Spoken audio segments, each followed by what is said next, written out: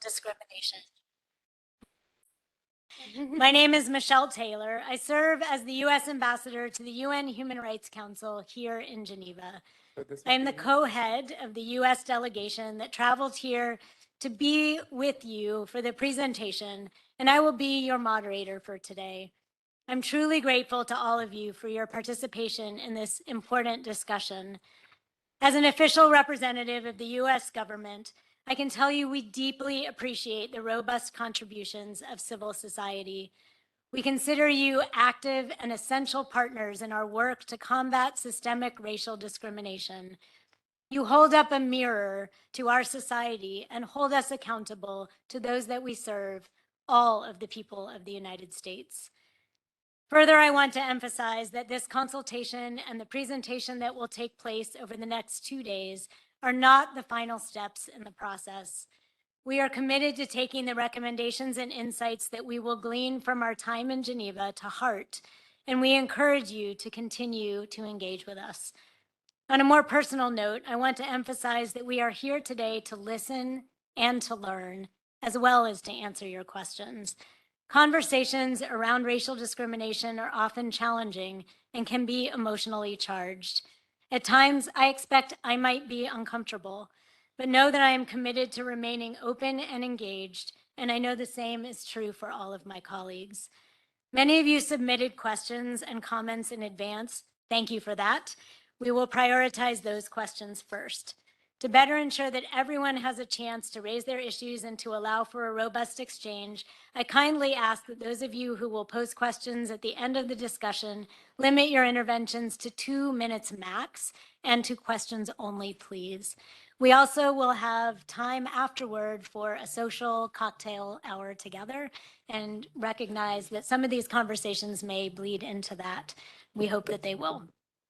For today's dialogue, we have representation from the following federal agencies and departments, as well as state and local officials, each of whom is here because they are dedicated to this process. We have the Department of State, White House National Security Council, Department of Justice, Department of Education, Department of Labor, Department of Homeland Security, Department of Health and Human Services, Department of the Interior, Department of Housing and Urban Development, Environmental Protection Agency, Equal Employment Opportunity Commission, the City of Atlanta, Georgia, and the State of California. They will introduce themselves the first time they speak in answering a question. And now my colleague, co-head of delegation and friend, Special Representative Desiree Cormier-Smith, will share brief remarks before we dive into our discussion portion of the agenda. Thank you so much, Ambassador Taylor. It is so good to see so many of you for the first time in person. Thank you all for making the journey here to Geneva to be with us today. And thank you to all of you who are joining on screen to be with us virtually. I just arrived this morning, so I ask for your patience with me. I am incredibly jet lagged because I just came from Colombia to witness the historic inauguration of the country's first Black vice president. And to also make clear the U.S. government's commitment to working with the new Petro administration on their shared priority of advancing racial justice and equity. So it was very important that I was a part of the delegation, but it was also very important for me to be here with you today. I'm honored to co-lead this delegation with my colleague and friend, Ambassador Michelle Taylor, of the U.S. delegation to present to the Committee on the Elimination of Racial Discrimination. As many of you know, I've been deeply involved in these consultations. I have found them riveting, I have found them informative, and I have often found them quite challenging. But it's because these issues are challenging. They are hard. They have been baked into our laws and practices and policies for centuries. So there are no quick fixes to this. But I hope that the size and the composition of this delegation, as well as our robust consultations over the last several months, make clear our commitment to working with you all to addressing these issues. As many of you know, I now have a new position. I'm the new first ever Special Representative for Racial Equity and Justice at the U.S. Department of State. And while my job is focused on our foreign policies and making sure that we are using our foreign policy to eliminate racism, xenophobia, and discrimination globally, I know we all know that my credibility is derived on how we are doing on that issue here at home. So this is why it's so important that I'm here with you today and leading this delegation. As the ambassador said, we are really here to listen. We have appreciated your participation, your partnership. Many of you have submitted very thorough and informative shadow reports. Thank you for that. You have pushed us, and we are better for it. Our policies, our practices are better for it. As the ambassador said, this will not be the end of our consultations. We look forward to our ongoing partnership with you all to continue to address these issues to make our country live up to its ideals. I will stop there because we have a lot of questions and we want to make sure that we're able to get to as many of them as possible. So thank you again. I now turn it back to my colleague, Ambassador Taylor, to get us started. Thank you. Again, in the interest of making sure that everyone is heard, I'm going to read several questions at once that have a similar theme, and then we'll answer those questions. And forgive me for the speed with which I will read them, but I really want to make sure that everyone who submitted questions is heard. So the first set of questions is on the topic of reparations. The United States government has previously paid reparations to groups that suffer grave injustices. When will the U.S. government pay reparations to Black Americans for the grave injustices that the transatlantic slave trade and slavery and the continuing harm to Black Americans caused by slavery's legacy? This is from Carrie McLean, a human rights lawyer with the National Lawyers Guild. Will the president issue an executive order creating a federal commission to study and develop proposals for reparations for slavery and its legacies? From Jamil Jaquar, director of the ACLU's Human Rights Program.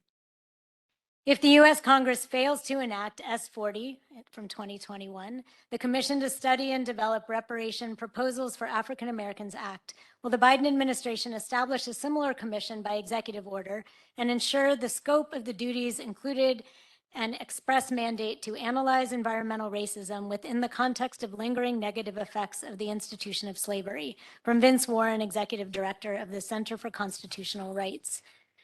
What active steps are in place to advance redress reparations for Black Americans and their protection from racial terror and brutality sanctioned by the government? From Sharon Peterman, founder of City Scene Productions. And lastly, California's task force to study and develop reparations proposals for African Americans released an interim report in June of 2022, which found that child welfare decision-making is rooted in racism. One of the task force's preliminary recommendations was to address the severely disparate involvement of Black families in California's child welfare system. What tools and mechanisms can California commit to utilizing to reduce disproportionality within this system? And with that, I will ask folks from our delegation to answer these questions. So I actually do not have a name associated with that. So. Thank you, Shereen, and I'm sorry that that didn't get included in the notes. So, okay, great. Thank you so much. Great. So Steve Hill. Thank you very much, Ambassador Taylor, Special Representative Cormier Smith. And I'm Steve Hill. I'm from the National Security Council, which is part of the White House. We are the part of the White House that advises President Biden on foreign policy issues. And my specific role has to do with helping our country do better when it comes to the United Nations and when it comes to especially the United Nations human rights system. And that includes not only things like the Human Rights Council, where Ambassador Taylor is representing the president, but also the treaty body system. So let me thank you because you all, especially in making this trip, and those of you who are joining us virtually, we really see as allies in part of that. And why do we see you as allies? It's because what we're really trying to do is link up what we do at the international level at the UN with what we're doing at the domestic level. And I think we're all working towards that goal. And I think that this process, the CERD, the meeting today, the whole civil society consultations that we've had, and the hearing tomorrow will help us immensely in this way. So on behalf of those of us all of us who work in the White House and its various components, either foreign policy or domestic policy, thank you for what you're doing. So this group of questions has to do with reparations. I can say that, well, first of all, we carefully studied the questions. I ran them by also colleagues at the White House that work on domestic policy issues. Let me just make a few points. First of all, President Biden supports study of reparations issues and the continued impact of slavery. So President Biden supports the study of these issues. And we know that there are a number of pending proposals in that regard. The questions mentioned the legislation. The second point I want to make about that is that we're not going to wait for a study to start taking actions that first acknowledge the lasting impact, but also try to start addressing these lasting impacts. So you'll hear more about it in the course of this presentation today. But I just want to emphasize one key executive order, and that's Executive Order 13985 that I'm sure you're all familiar with. And let me just say to close that the whole purpose of Executive Order 1395, which President Biden signed on his first day in office as president, is to try to put the work that we're talking about here into the work day to day in every single agency and department across the U.S. government, starting from the top all the way down. You know, you've heard about the 90 plus equity action plans. We'll talk more about this. But I just want to reiterate that commitment is coming from, of course, the president, but is reiterated by all of us. So that's my start. Ambassador Taylor, return the floor to you. Thank you very much. Thank you. I just wanted to give California the opportunity maybe to weigh in on that last piece real quickly, please. Sure. Good afternoon, everyone. My name is Damon Brown. I'm the Special Assistant Attorney General for the state of California. I'm joined with my colleague, Michael Newman, who heads up our Civil Rights Enforcement section and has been the department in the California Department of Justice that has been providing support to the California Task Force, which is the first in the nation. We are first in the nation of the state government to engage in a proposal such as this, to develop these proposals and make recommendations. One of the things separate and apart from the task force is that the Department of Justice regularly engages in investigations of agencies who are in the child welfare system. Black children are disproportionately affected by child welfare. California is consistent with the rest of the states in terms of the numbers of kids who have disruption in their life due to being a part of the system. We are also concerned with the disproportionality of discipline in schools against Black children. And so through our Bureau of Children's Justice and our Racial Justice Bureau regularly engage in investigations where we obtain judgments against agencies which mandate reforms that will address the disproportionality. So the task force report certainly, and this is what it looks like if anyone wants to go to the website. It's a sobering read, but it certainly does address in great detail the harms that slavery inflicted upon descendants of those who were enslaved in the United States. Thank you so much. Our next set of questions has to do with implementation. We appreciate the U.S. delegation's inclusion of local government representatives. Beyond this delegation, what ongoing engagement does the federal government have with subnational government actors around human rights implementation, including follow-up from prior CERD reviews? From Martha Davis, a professor at Northeastern University School of Law. What will the implementation and monitoring process to assure that the recommendations submitted in the report will be given full consideration and acted upon? From the Honorable Tita Banks, the WFUNA Committee Chair at UNA-USA. Will the U.S. delegation commit to framing its future dialogue and commitments to CERD around core values of empathy and mutual responsibility? From Charles Watts, CEO of Empathy Surplus Network USA. And will the U.S. government modify and revitalize application of EO 13107, implementation of human rights treaties, to specifically require agency heads to name a deputy secretary level appointee charged with A, coordinating compliance with ICERD and other U.S. human rights treaty and customary international law obligations, and B, contributing to the Department of State reporting? From Jamil Dakwar, director of ACLU's Human Rights Program. So I'll pause there. Can you hear me? You want me to go first, Steve? Go ahead, Steve.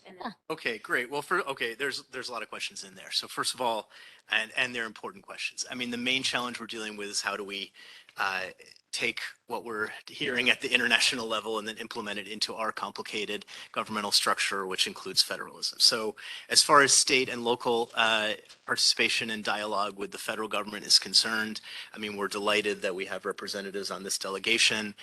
We will send, of course, the recommendations as we do of treaty bodies to state authorities for their information. And what I can say here, because this is something that I've been struggling with personally for quite my entire career, is we would really welcome ideas about how we can better conduct that. I believe that the work is really getting the word out and then continually following up. So I have personally a very open mind in this regard. I look forward to hearing from ideas there. On the issue of the executive order, I'd like to say, the same thing. We've noticed that we've seen the questions. We've seen the idea that the executive order could play a role in a kind of revitalized way, especially where that would come within the president's ability, executive power to do this in himself. We will definitely take these recommendations under advisement. And I want to say that you have an open door in terms of what would that sort of process look like. Let me just end there.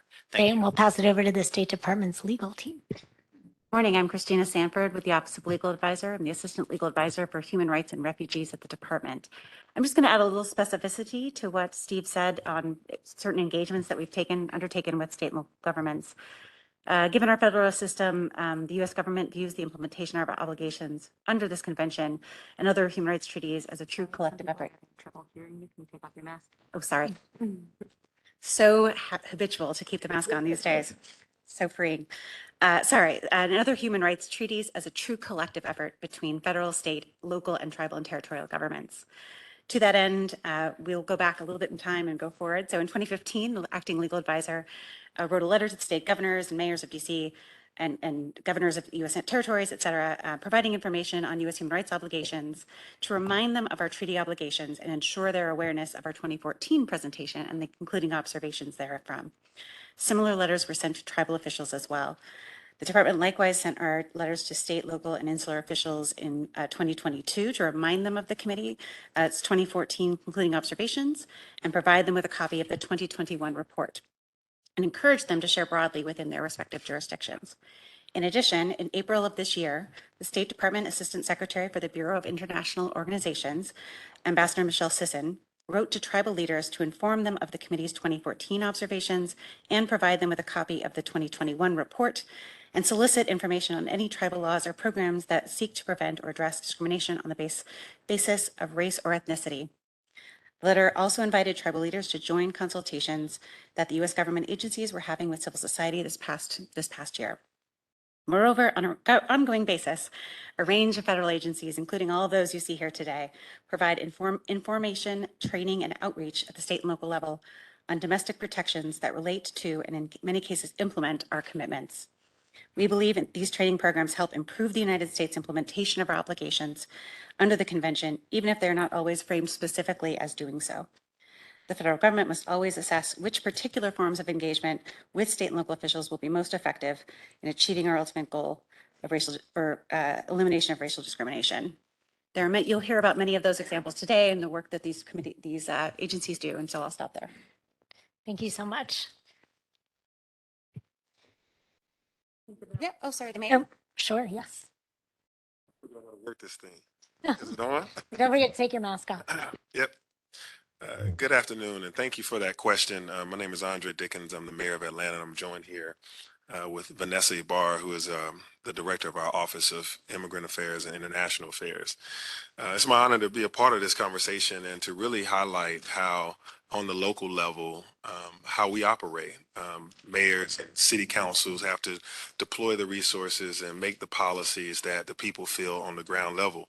So in working with the federal government often, and especially during this Biden administration, we have a close working relationship where we send signals up of what we want to see and what we need to have happen, but we also receive signals and direct information back about policies and best practices, et cetera. So Atlanta's fortunate to have established a lot of the things that have come out of conversations such as this, whether that is we have an Office of Housing that's directly focused on fair housing and the Fair Housing Act and the building and preserving of affordable housing.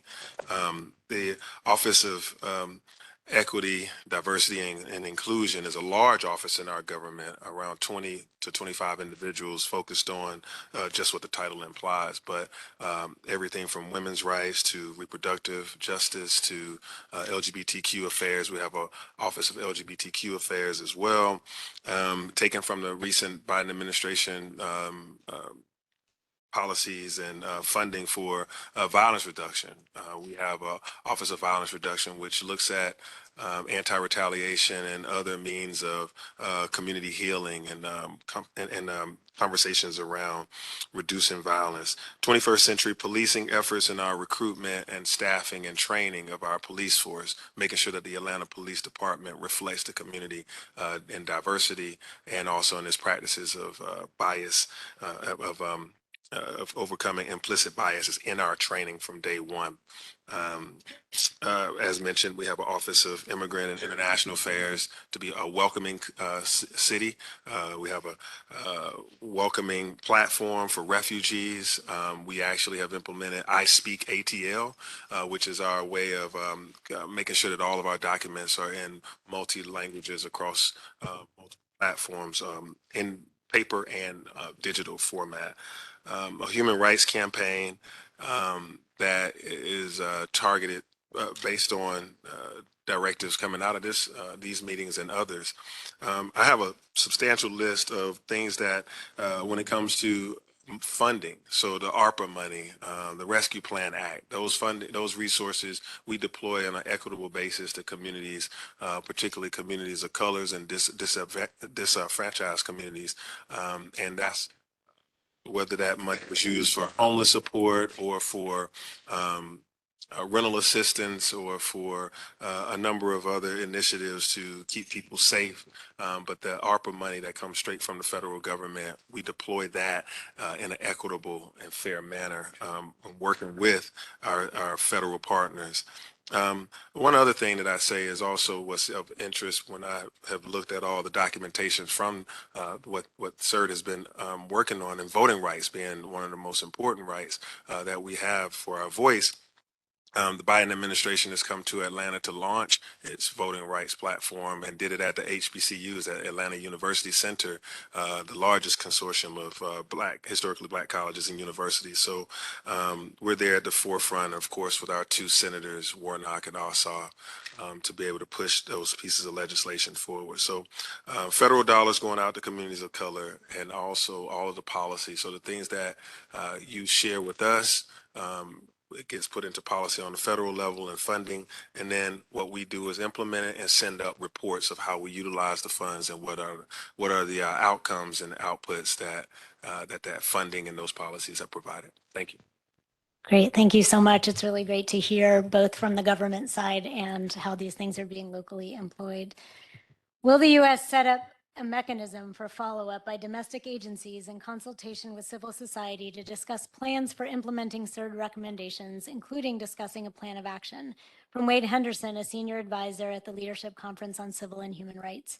Will the administration take actions to update Executive Order 13985 to create a formal interagency process for overseeing ICERD compliance, including ICERD-related data gathering, analysis, and reporting, as well as the management of ICERD submissions and responses, and the designation of a contact officer for ICERD compliance and development of plan of action for implementing the CERD recommendations? From Jamil Dakwar, Director of ACLU's Human Rights Program. The committee has previously recommended that the U.S. do more to align non-discrimination policy and efforts with 1, the CERD's emphasis on discriminatory impact, and 2, Article 2's insistence that the government take steps to address discrimination by private entities, including corporations. U.S. law and policy often centers on discriminatory intent, but attention to disparate impact of policies is crucial to counter structural racism. How does the government propose to improve on this score? From Michael Goodhart, a professor at the University of Pittsburgh. And lastly, in this topic, what steps is the administration taking to make sure that local and regional authorities are informed about the obligations all government authorities have under the CERD and other international treaties? And what steps is the federal government taking to make sure that municipalities have the authority and financial capacity to meet these obligations? From Jackie Smith, a professor at the University of Pittsburgh and a community organizer with Pittsburgh Human Rights City Alliance. And I'm glad that we've heard a little bit about how those funds are used when they get to the city. So maybe some of our government folks can answer how they get there in the first place. Please.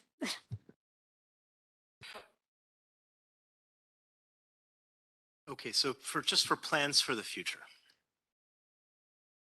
I mean, you said it, Ambassador Taylor, and let me just endorse it from my perspective. We do need to work together about how to work on the recommendations that are going to come out of this process for the future. I mean, you heard a little bit from Christine about what we've done with state and local tribal authorities with past recommendations, but we remain open to working together in the future. This is not a one-off event, and not this series of consultations, nor the committee hearings. So I can emphasize that from my side. As to the executive order, I already addressed that before, but we remain open to recommendations, and we will take them under advisement, and that I think can be part of a process going forward. I'd like to turn it over to DOJ on the discrimination side. Sure. Good afternoon, everyone. I'm Jonathan Smith. I'm the Acting Principal Deputy Assistant Attorney General in the Civil Rights Division at the U.S. Department of Justice. I wanted to respond briefly to the question about disparate impact, which is a critically important tool for us in the Civil Rights Division and in the Department of Justice to address racial discrimination and really all forms of discrimination. To be clear, and the question mentioned that under the federal U.S. Constitution, disparate impact isn't a viable tool. We were restricted to discriminatory intent.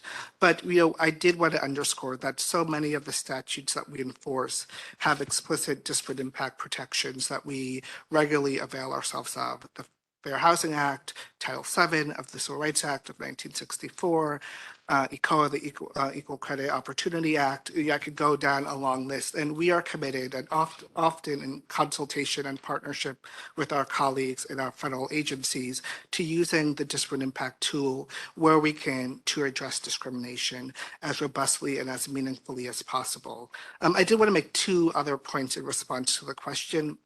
First, part of the question asked about our commitment to use all of our tools to address discrimination by private actors, non-governmental actors, and that's incredibly important as well. And it's not just limited to disparate impact. I do think it's important not to underscore disparate impact, which, as I said, is really important, but I don't think we should neglect treatment or disparate intent, intentional discrimination. We know that that is alive and well in the United States, and we are committed to using disparate treatment or intent claims as robustly as possible. I'll give just one quick example to show how we are actively using not just impact, but also intent in our work. So we just 2 weeks ago announced a settlement in the city of Philadelphia dealing with redlining in the Philadelphia metro region. And that was a settlement that we achieved under discriminatory intent. And so, intent is alive and well. It's a tool that we use against both government and private actors. And as for all of our claims, I think we want to hear from all of you and from civil society about how or where we should be using our tools, whether that's filing cases, whether that's filing statement of interest or amicus briefs. We want to hear about how we can use our tools effectively to address discrimination in all of its forms. Thank you. And I think HUD wanted to weigh in as well. Good afternoon. It's good to see you. This is Demetria McCain, Principal Deputy Assistant Secretary at the Office of Fair Housing and Equal Employment. I bring you greetings for Secretary Marcia Fudge. Issues of race are very important to her, as many of you know if you've ever seen her. And I just wanted to update folks that in June, HUD, the Office of Fair Housing, actually issued a notice of proposed rulemaking as it relates to the disparate impact rule to kind of fortify that.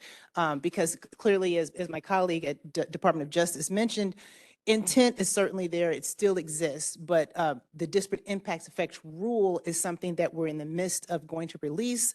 We've taken a little longer than expected because we literally got thousands and thousands and thousands of comments that our Office of General Counsel is going through. But look forward to that coming out. I think it will be very helpful to folks who work on disparate impact issues. And so that's some of the work that we're doing right now. Thank you. Great, thank you so much. Ambassador, can I just weigh in on the question of sort of ongoing consultations with civil society and make very clear that this is not the end of our engagement with you all on these issues. I know that is a major concern, and let me be very clear that we are committed to these engagements. As I said at the top, these have been very helpful for us, very informative, because you are the ones closest to the communities we are here to serve. And you are the ones that are pushing us in making sure that we are living up to our stated values and ideals. So we want to continue these, and we are committed to doing that. The White House will continue to lead these consultations to make sure that it is a whole of government approach in accordance with our CERD obligations as well as EO 13985. And we are going to suggest, and I welcome feedback on this, as quarterly as a reasonable starting tempo. And if you all feel like that's not enough, then we're happy to take that under consideration and figure out something that works. But these kinds of exchanges, they are incredibly valuable for us, and I hope that they are helpful and valuable to you all in your work. So we definitely want them to continue. Thank you. Thank you for reiterating that. I think that's an important thing for all of us to remember. Can I weigh in on that quick? Yep, sure. I'm Raymond Peeler from the Equal Employment Opportunity Commission, the US EEOC. And on the question of disparate impact, of course, we've been addressing disparate impact through discrimination cases under Title VII since 1971, when the Supreme Court found that we had that authority. And that is something that we are continuing to do. We look at also trying to encourage private businesses to look into their own systems to try and deal with the disparate treatment and impact in their own employment systems. And so one thing that our chair has launched with our colleagues at the Department of Labor and OFCCP is the, let me get the name right here, the Hiring Initiative to Reimagine Equity.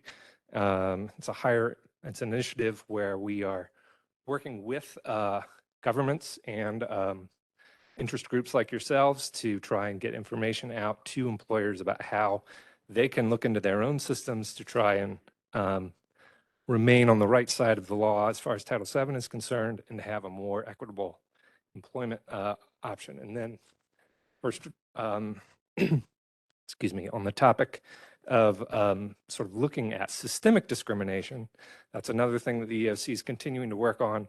I would point out that on Monday, we settled a systemic discrimination claim on the basis of race, national origin, and sexual harassment for $1.75 million against 4 oil and gas pipeline companies that were discriminating against, harassing basically their workers.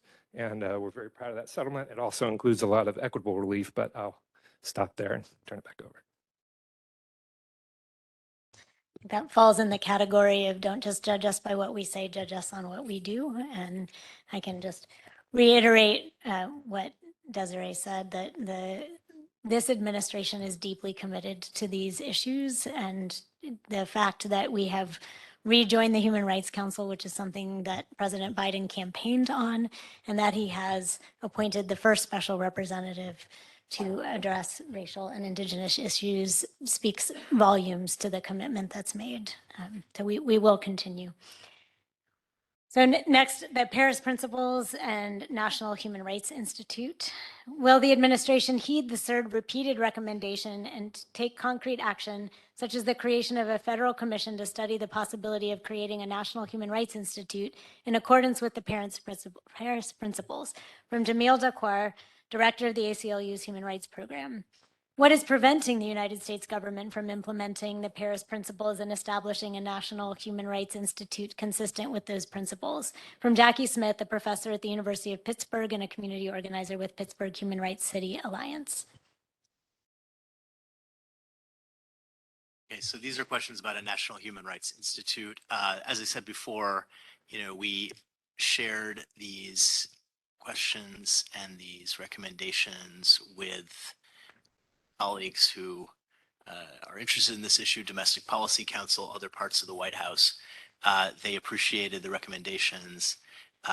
We'll study them carefully, and as I said, we'll take them under advisement. Particularly with regard to the Paris Principles, if there are things that from the Paris Principles, which are obviously a non-binding text that you think would be useful in this process, we invite you to highlight them. But that's what I have to say on that. Thank you. Thank you so much. Treaty and legislations questions. What stage is the U.S. Truth Commission at, and can we collaborate on this? From India Bowers, a legal consultant at Diverse. When is the U.S. going to adhere to the treaty that they signed to decolonize Alaska? From Chief Gary Harrison, chief of the Chickaloo Native Village. Will you support the Bland-Chavez Act? From Krista Knoll, the founder and CEO of Women's All Points Bulletin, WAPB. Will the U.S. delegation commit to demanding that CERD be enabled and self-fulfilling so as to become the law of the land in each of our 50 states and territories? From Charles Watts, CEO of Empathy Surplus Network USA. And will the U.S. delegation commit to reframing the term regulations, especially when it comes to business in the USA, to protections?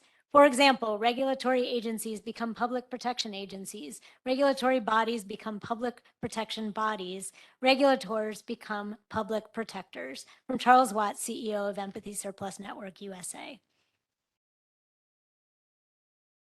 think, did EPA maybe want to weigh in? And DLL. Yep, go ahead. Yep. Sorry. Good afternoon, everyone. Anne-Marie Bledsoe Downs, Principal Deputy Solicitor at the Department of Interior. I'm joined today by the Senior Advisor to the Secretary for Indian Affairs, Heidi Tottachini. And I guess there's a handful of questions here, a couple which have interior equities. And I will comment first on the question with regards to Alaska. And without a full understanding of the specific treaty that's referenced here, I do want to mention that in order to really address the idea of decolonization, the approach here is promoting tribal sovereignty and tribal self-governance. And so everywhere we at Interior can, in our protecting our trust and treaty responsibilities to tribal governments, including the over 200 Alaska Native villages in Alaska, making sure that we're providing access to subsistence rights and promoting tribal treaty rights, as well as making investments around other kinds of tribal community resources, whether it's social services, education, other things like that. It's really promoting tribal self-governance, which is a firm commitment of Secretary Haaland and President Biden. And so that really is the path, I think, to decolonization. We're identified as being responsive to the question around the Bland-Chavez Act, and I must confess that although I'm not familiar with that act, the one thing that I will say, and forgive me if this is familiar to many of you in the room, but as federal agencies, although we can't lobby Congress, we certainly often are asked by committees and senators and representatives to weigh in on pieces of legislation. And to the extent we can be educated about this within our agency, and there is a hearing on this matter, we're certainly willing to weigh in through the proper process there. I might need a clarification on the question from India Bowers with regards to the U.S. Truth Commission. We actually had a little bit of conversation among my colleagues here about a number of topics this could be related to. So I don't know if Ms. Bowers is either online or available here in the room to help with the clarification. But if so, we would like to get you an answer to that important question.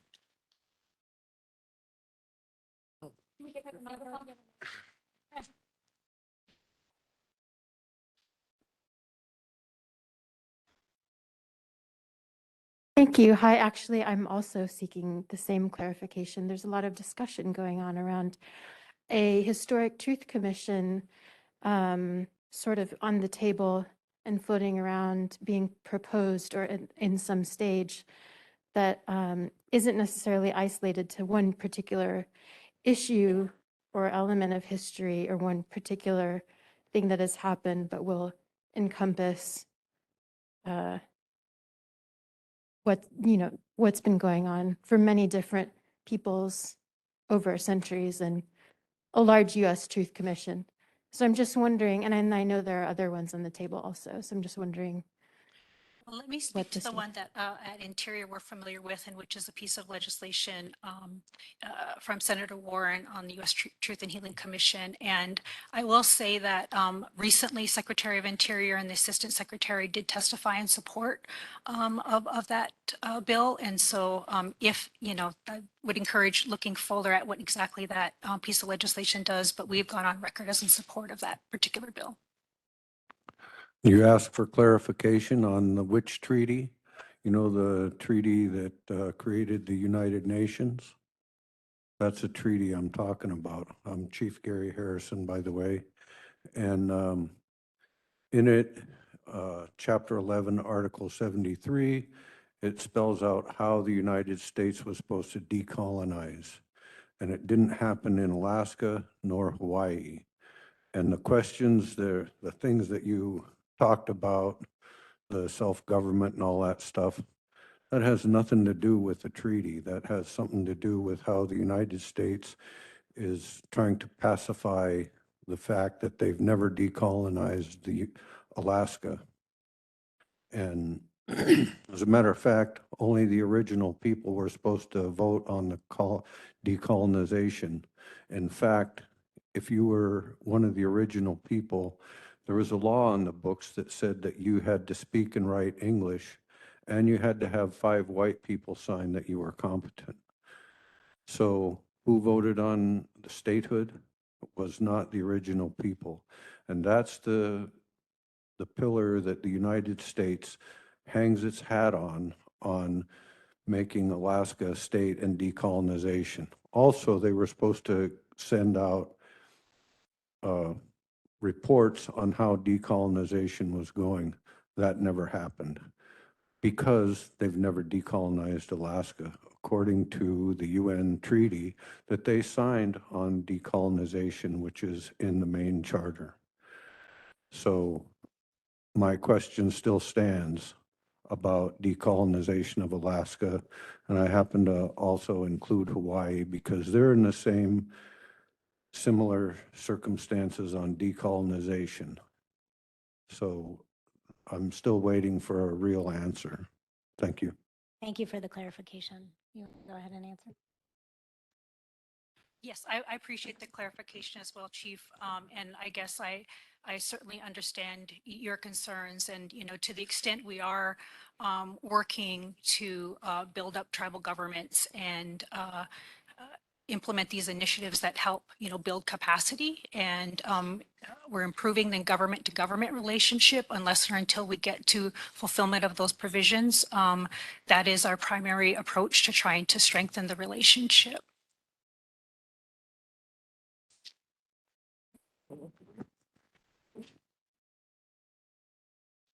Is the, hi, just wanted to explain or clarify what the Bland-Chavez Act is.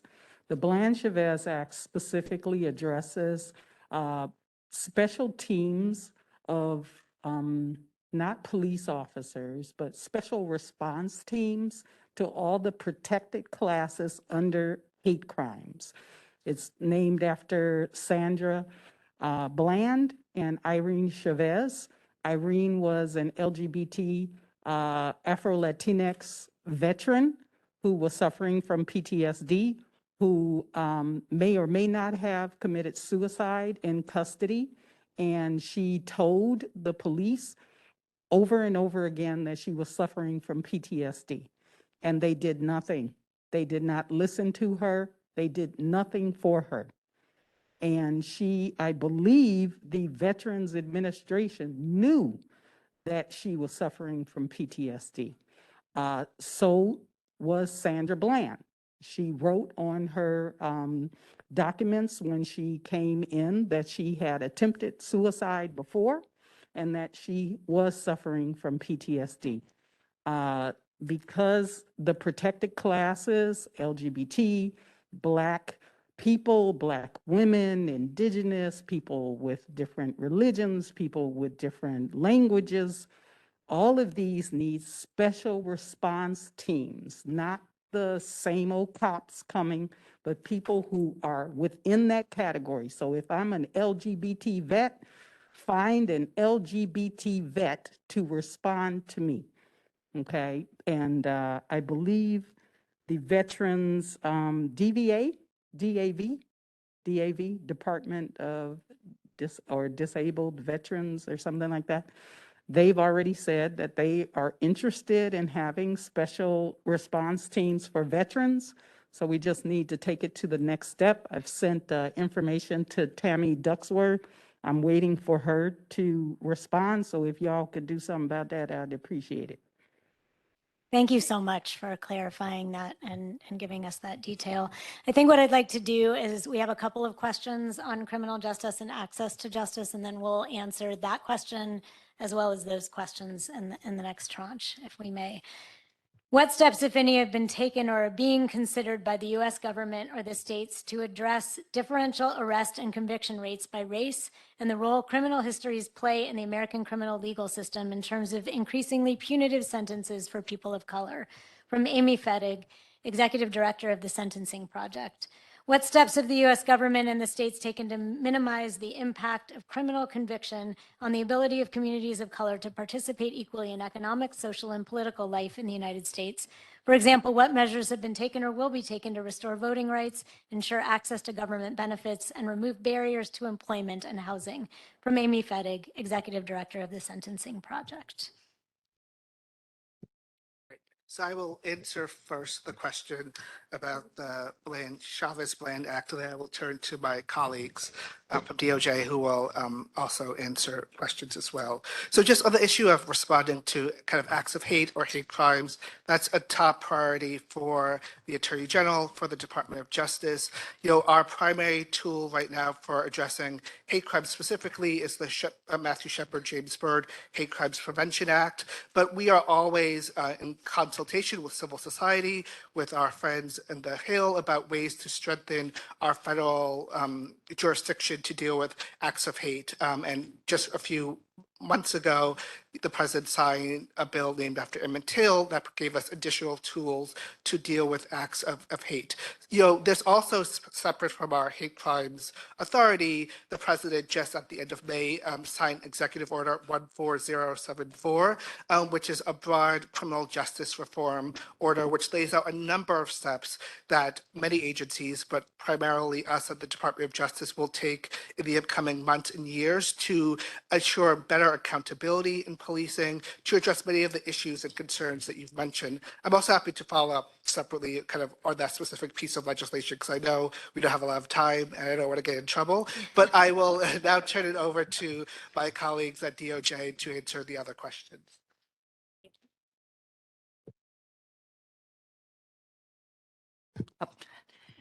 Thank you, Jonathan. My name is Michelle Morales. I am here representing the Criminal Division of the Department of Justice. The United States and the Department of Justice, of course, takes very seriously the importance of addressing racial and ethnic disparities at all levels in the justice system. And we are working with federal, state, and local authorities, as well as other interested parties, to do just that. I will limit my remarks to the federal part of it, and then turn it to my colleague from the Access to Justice to speak about our work with the state. But recent changes to our federal sentencing policies have helped the federal prison population drop to its lowest level since 2000, declining almost 31% since 2013. Some of these reforms, like the ones reducing sentences for crack cocaine to bring them in line with powder cocaine sentences, have helped address racial disparities in the federal criminal justice system. So, for example, 91% of those who received sentence reductions under the Fair Sentencing Act reforms retroactively were African American. In particular, the First Step Act, which has been described as many as the most significant federal criminal justice reform measure in decades, authorized reforms of the federal prison system to promote reentry for federal prisoners, to expand to change mandatory minimum sentence for certain drug offenses, lowering them or eliminating them altogether, authorized retroactive application of the Fair Sentencing Act of 2010, for offenders who receive longer sentences for possession of crack cocaine than they would have gotten for powder, and expanded the court's ability to sentence low-level, nonviolent drug offenders to less than the required mandatory minimum. Again, these reforms, although across the board, will definitely address racial disparities in particular. And today, we're just thrilled that just last Thursday, very late at night, the U.S. Senate confirmed a slate of new U.S. commissioners to the U.S. Sentencing Commission, providing that judicial branch agency with a voting quorum for the first time in more than 3 years. We recognize that the lack of quorum at the U.S. Sentencing Commission has created a void in the federal criminal justice system and we're thrilled that it has finally been addressed. And the department looks forward to working with this new Sentencing Commission to address racial, gender, and ethnic disparities, starting, of course, with continued and full implementation of the reforms enacted by the First Step Act, which will definitely be a priority for this incoming reestablished commission. And I'm going to turn it to my colleague to talk about our efforts at the state level.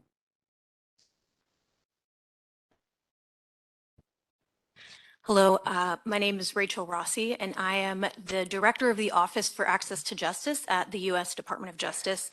I would love to address your second question, specifically talking about what the administration is doing to combat barriers that arise from a criminal conviction.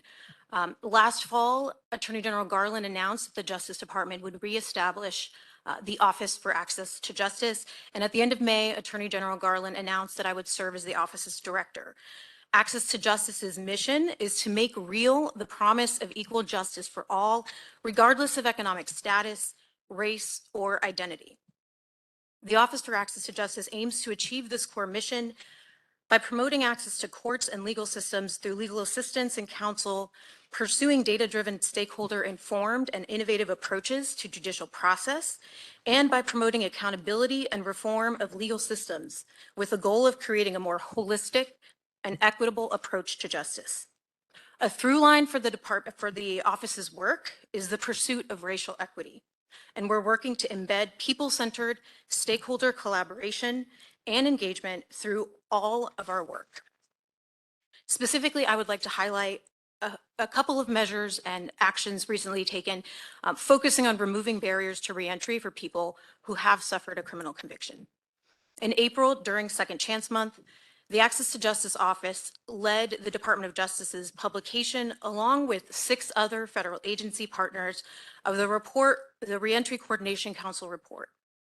This report presented recommendations to Congress on reducing barriers to reentry for individuals released from incarceration. The report's recommendations covered issues surrounding housing, employment, food security, and many, many more. In conjunction with that report, the Access to Justice Office worked with justice system impacted individuals to host a reentry simulation at the Department of Justice with senior officials from all 6 of our agency partners to better understand and discuss these complex web of barriers and reentry collateral consequences and how they impact our work across government. And then on May 25th, as many of you know, President Biden issued an executive order on advancing effective, accountable policing and criminal justice practices to enhance public trust and public safety. In Section 15 of that order, there is established an Alternatives and Reentry Committee. That committee is chaired by the President for the domestic policy. DOJ is pleased to participate in that critical collaboration. And with our other federal agency partners, we're looking at methods to safely reduce unnecessary criminal justice interactions, supporting rehabilitation during incarceration, such as through educational opportunities, job training, medical and mental health care, trauma-informed care, substance use disorder treatment, recovery support, and continuity of contact with children and other family members. And we're working on facilitating reentry into society for people who do have criminal records, including by providing support to promote success after incarceration, advocating for sealing or expunging of criminal records as appropriate, removing barriers to securing government-issued identification, housing, employment, occupational licenses, education, health insurance, healthcare, public benefits, access to transportation, and the right to vote. We are working to utilize all the tools and the voices across federal government to mitigate against these barriers. And HUD, did you want to weigh in too? So this is clearly a priority for Secretary Fudge, to the extent that this spring, she issued a memo to every single office in HUD, giving all of us a deadline by October to report back to her how our programs can reduce barriers as it relates to criminal records, and because it's so important for people to reunite with their families. So that's something we're doing internally as it relates to HUD programs. But as it relates to the private market, for folks who aren't aware, HUD issued guidance in 2016. That's been kept quiet the last 4 years. HUD issued guidance in 2016. I invite you to go to our website as it relates to the use of criminal records by housing providers, right? Because if you look at somebody who's been arrested, is that really evidence of anything, right? And we know that there's a racial impact on who gets arrested more so than others. And to the extent housing providers look at that information and other related criminal type of records that don't necessarily relate anything to safety, right? That guidance connects it to the subject we were talking about a second ago, disparate impact. So I invite all of you to go to HUD's website and look up this 2016 guidance that is still applicable and true today. And I'll pass the mic to my EEOC colleague. Thank you. Raymond Peeler from EEOC. And we similarly have a guidance from 2012 that still remains in effect on the use of arrest and conviction records in employment decisions, which also relies on the disparate impact rules to look at when employers can use screens, how they use them, provides guidance to employers about that, and also to employees about when they may be able to file a charge involving discrimination based on race because they were screened out of a job due to a conviction record, which also could be not just disparate impact, but disparate treatment. If an employer is treating someone differently than someone else who also has a conviction and the difference is race or sex or what have you. The other thing I wanted to point out is that the federal government's trying to walk the talk themselves a little bit on this. The Office of Personnel Management, published a proposed rulemaking earlier this year in April on the Fair Chance to Compete on Jobs Act, which forbids the federal government as an employer from considering or requesting information on criminal history until after a conditional job offer is made. And the idea is that the agency becomes invested in that employee, that applicant becoming an employee, and can then, more truthfully assess whether or not this criminal record is an issue for that person's employment later in the process, instead of screening them out at the beginning and never really giving them an opportunity or giving the agency the idea to look into who might be the best fit for the job. Great. I think Labor wanted to add one quick thing and then we'll need to move on.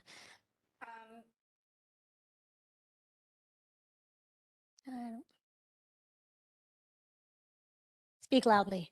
Okay, so I will address a different part of this, and please excuse me for keeping my mask. I am immunocompromised.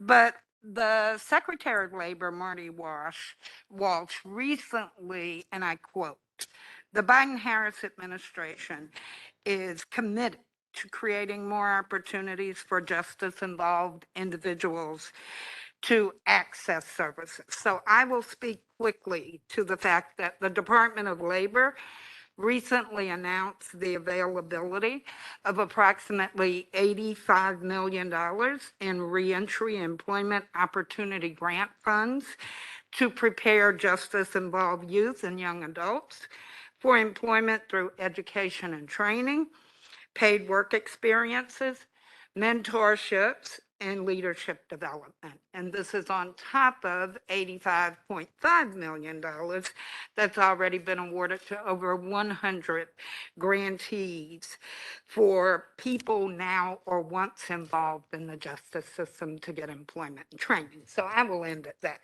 Thank you.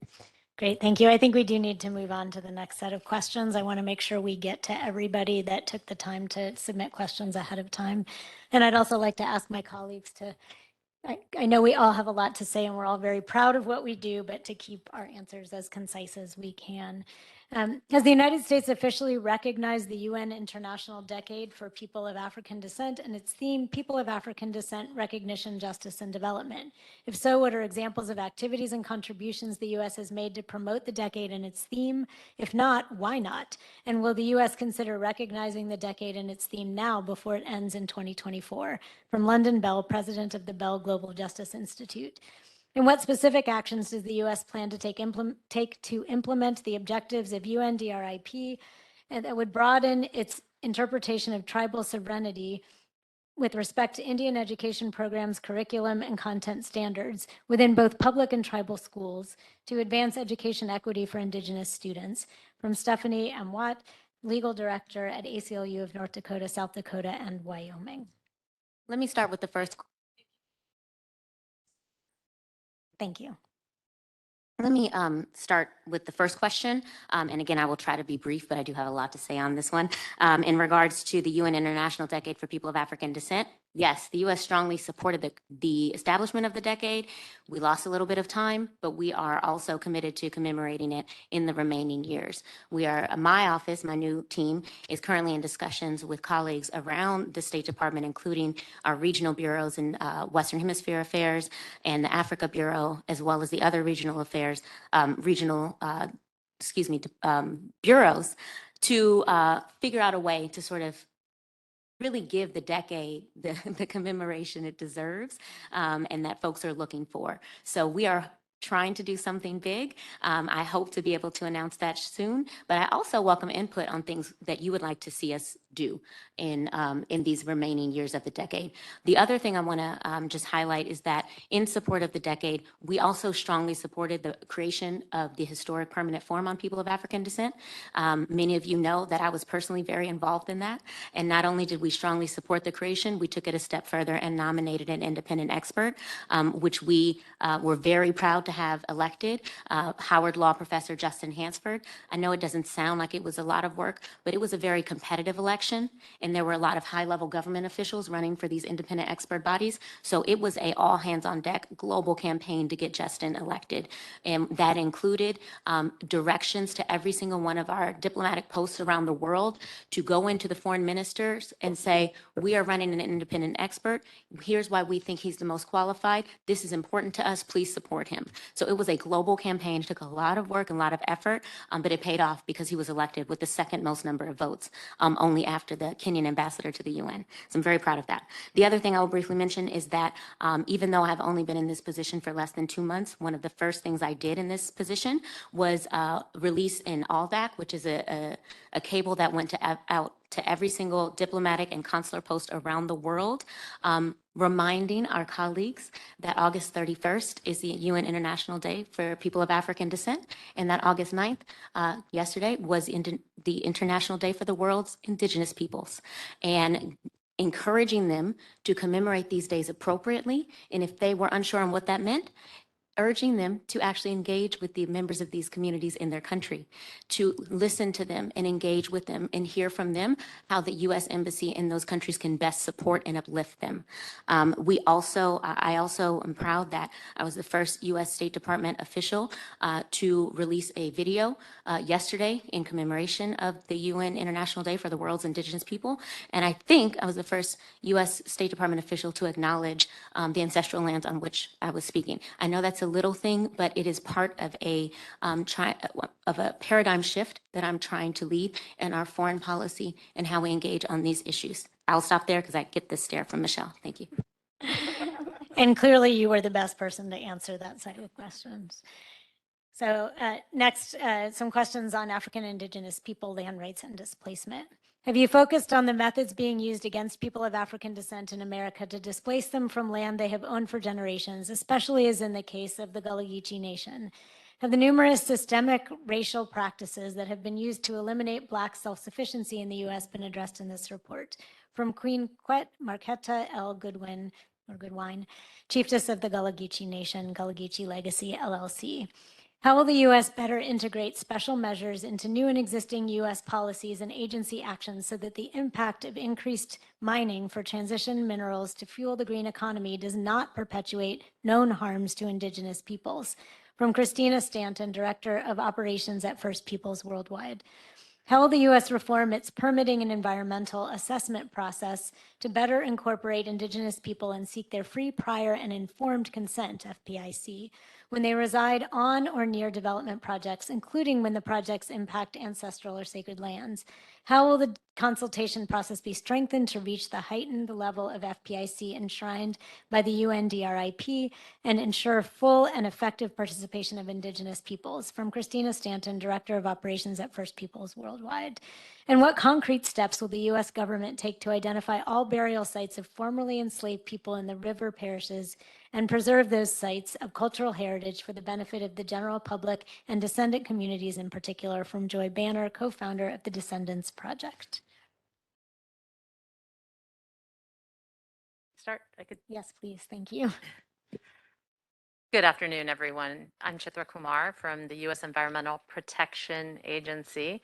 With the Office of Environmental Justice for the past 30 years, we've had the responsibility of implementing the EPA Environmental Justice Policy, which is trying to ensure the fair treatment and meaningful involvement of all people, regardless of national origin, race, color, age, disability status, and sex.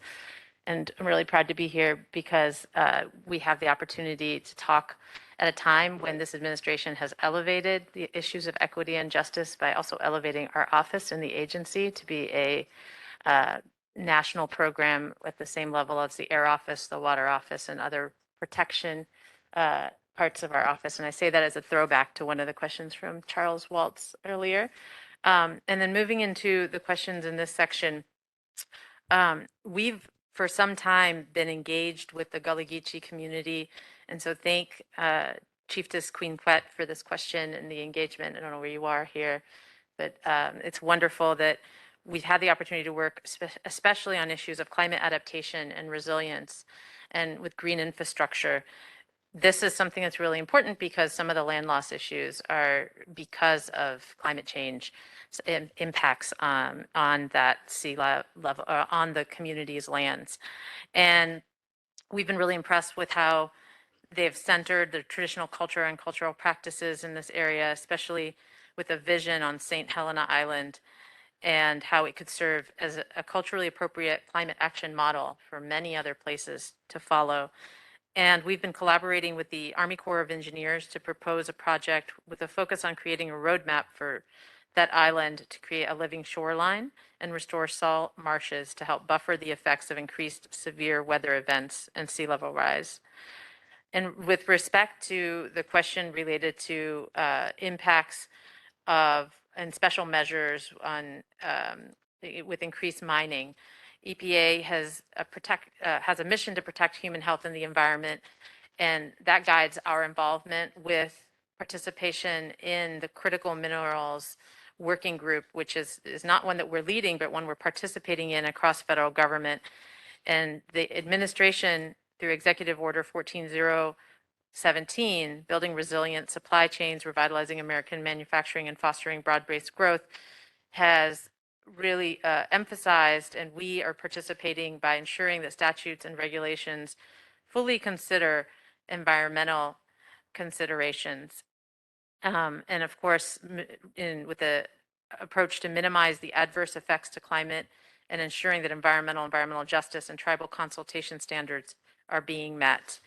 In addition, EPA also is working on recycling programs because recycling critical minerals will be part of reducing the need for additional critical minerals in our products.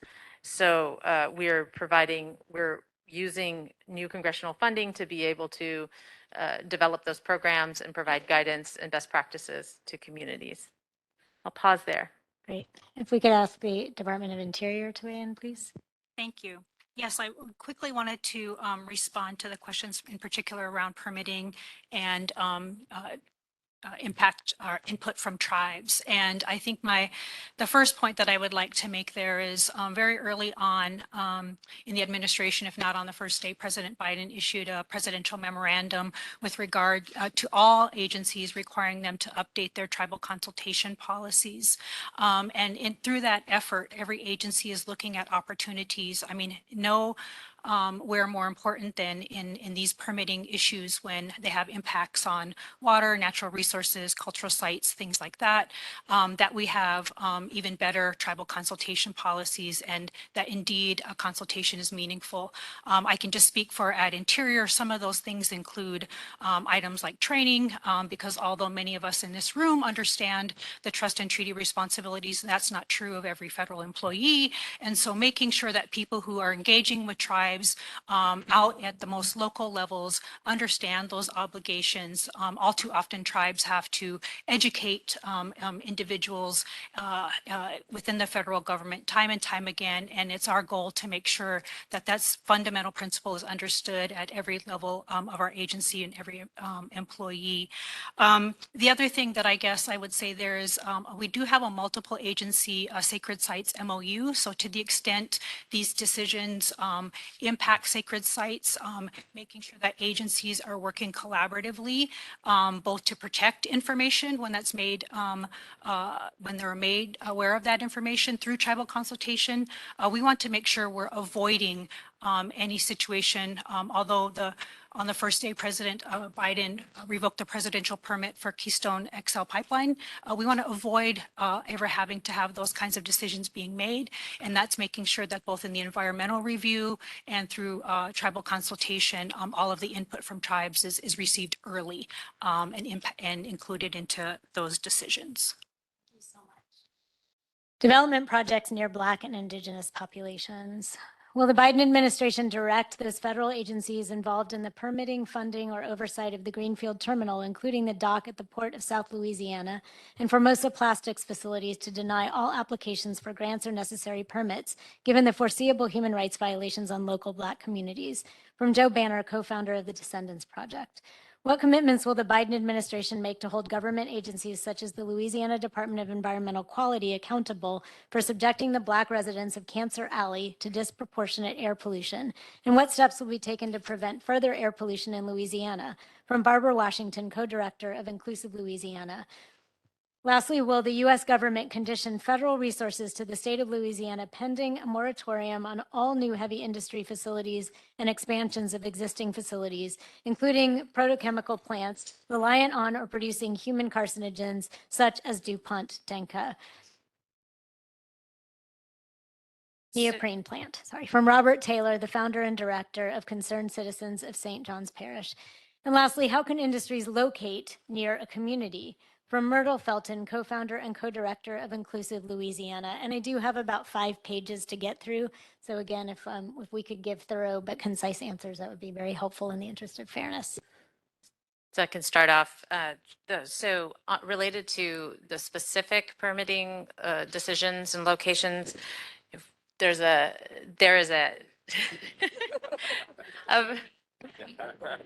thought we're ready to celebrate already. 5 more pages.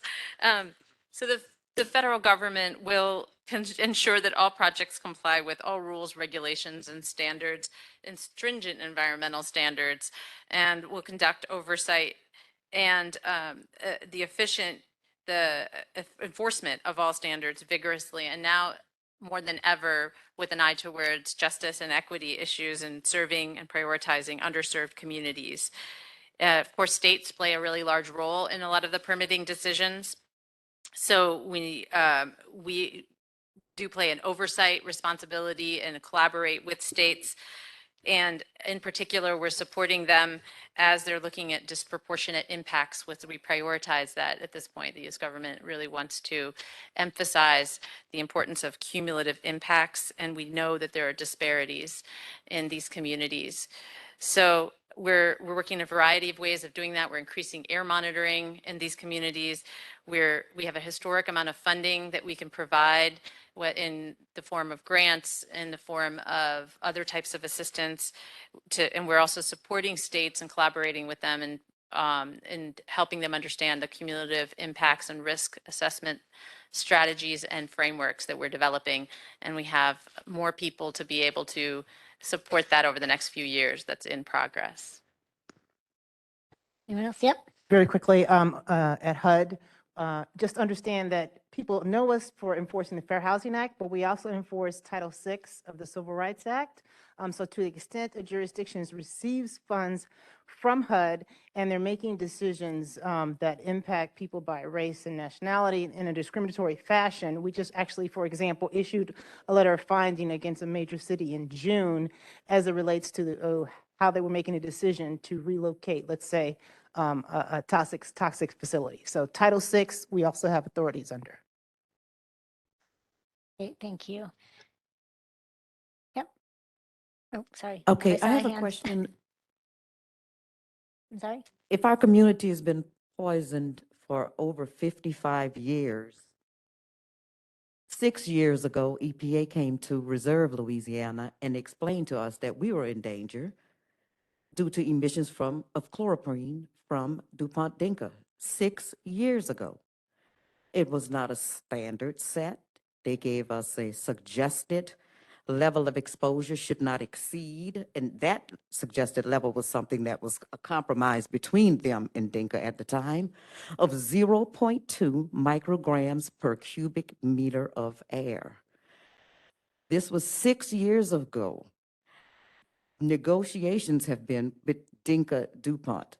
They actually appeal everything that EPA says, and EPA gives them 2 years to respond, to come back. So now we're at year 6. We have an elementary school 1,500 feet from that plant. As of today, they have levels of chloroprene emissions up to 44% of what the suggested compromised safe level of chloroprene is. We don't need monitoring. We've got 16 new monitors from EPA. Thank you. We don't need them. We don't need them. When you came to us in 2016, you already knew. When DuPont moved there in late 1960s, they knew that. They knew they were poisoning us. Now we're on ours. My dad is here. I have a grandchild. My father is going to watch his great-grandchildren suffer from asthma, autoimmune diseases, cancers like you would not imagine, just as he's watched his mother, his brother, his nephew, and now a nephew that is 30 years old, diagnosed with stage 4 colon cancer. He lives on the fence line of DuPont Dinka. I don't want another monitor. I'm sick of monitoring. You have the evidence already. Shut them down if they cannot comply. They did not comply. They cannot comply. It is not financially suitable for them to do that for their people. We need action. I want my grandchild to live. Thank you. Thank you. Do you want to? And I just also wanted to, Joy Banner from the River Parishes, just kind of addressing, going back to a question, and I think this kind of points to some of the issues that we're having in the river parishes. There was also a question on the table about the burial grounds for the enslaved people in the river parishes of Louisiana, where there was a high concentration of plantations. Now there's a high concentration of plants. So now still, this is replicating the cycle of the extraction and the destruction of the Black community. Yet that question about our enslaved ancestors, which right now, me and my sister are fighting to stop a grain terminal that's locating right next to us. So I appreciate you letting us know about that Title VI of HUD. But not only are we fighting for our living communities, right now that company is there digging in the ground, digging in the bones of our ancestors. And we have been appealing to the Corps of Engineers. The National Trust for Historic Preservation has weighed in, Title VI consultant status, everything. And nobody has stepped up and done anything for us in the river parishes of Louisiana. So I do appreciate you letting us be here today, but we're tired of getting ignored, tired of getting the runaround of monitors, of education. We're all scientists now, not by trade, but because we're trying to survive. So the information is there. So I just want to, again, reiterate that we are in desperate need of somebody to intervene for us. We're dying. Thank you. Thank you. I'd love to let EPA respond really quickly, and then we'll take the next. Yeah, comment. I hear that. I'm a mother myself, and I am appalled that that's happening. I, as a, you may know that our administrator, Michael Regan, came down to your area. He had the Journey to Justice tour, focusing specifically on your parishes, and paying attention to what is going on and the kind of disparities that are going on in your community. And coming back, made a number of commitments to a series of actions to take in the response to the citizen concerns, including policy changes. And one of those things was to address the disproportionate health, environmental, and economic impacts on your communities. In particular, even suggesting that we have more and unannounced enforcements in that area. So I'm not going to say whether, and I don't know about the specifics on DuPont or the Greenfield terminal in particular, but the intention to be doing more in Louisiana, in your parishes is there. Additionally, as I mentioned, we have a lot more funding to be able to support community groups, and we've been having a lot more engagement with your communities. So we invite you all to keep engaging with us. I don't have a magic wand right now, given the complexity of state and local and federal permitting, and we have, we have a lot to sort through. But we're hearing you. We're hearing you. Know that. I want to reiterate that this is not the end of our conversations. I do really feel that I need to keep moving on because so many of you have questions about things that you're passionate about, and I have 5 more pages of those questions. So we're May going I to move just on to say one thing? education, but there will be opportunity again after this at the cocktail hour to have individual conversations, and there will be more of these conversations in the future. What new enforcement methods are being pursued since President Biden's issuance of the October 2021 executive order to address states' actions, policies, and laws that censor and suppress Indigenous culture, curriculum, history, and language from being taught in public schools? From Stephanie Amwatt, Legal Director of the ACLU of North Dakota, South Dakota, and Wyoming. What specific actions does the U.S. plan to take to address ongoing traumas and discrimination that Indigenous students continue to experience as a result of the policies and laws adopted by some states who continue to promote assimilation and discrimination through education systems? From Stephanie Amwatt, Legal Director of the ACLU of North Dakota, South Dakota, and Wyoming. What measures has the state party taken to reform discriminatory truancy policies and to address the racial disparities that impact Black girls? From Lakeisha Lee, an entrepreneur and advocate with the Brittany Clarity Foundation. Education?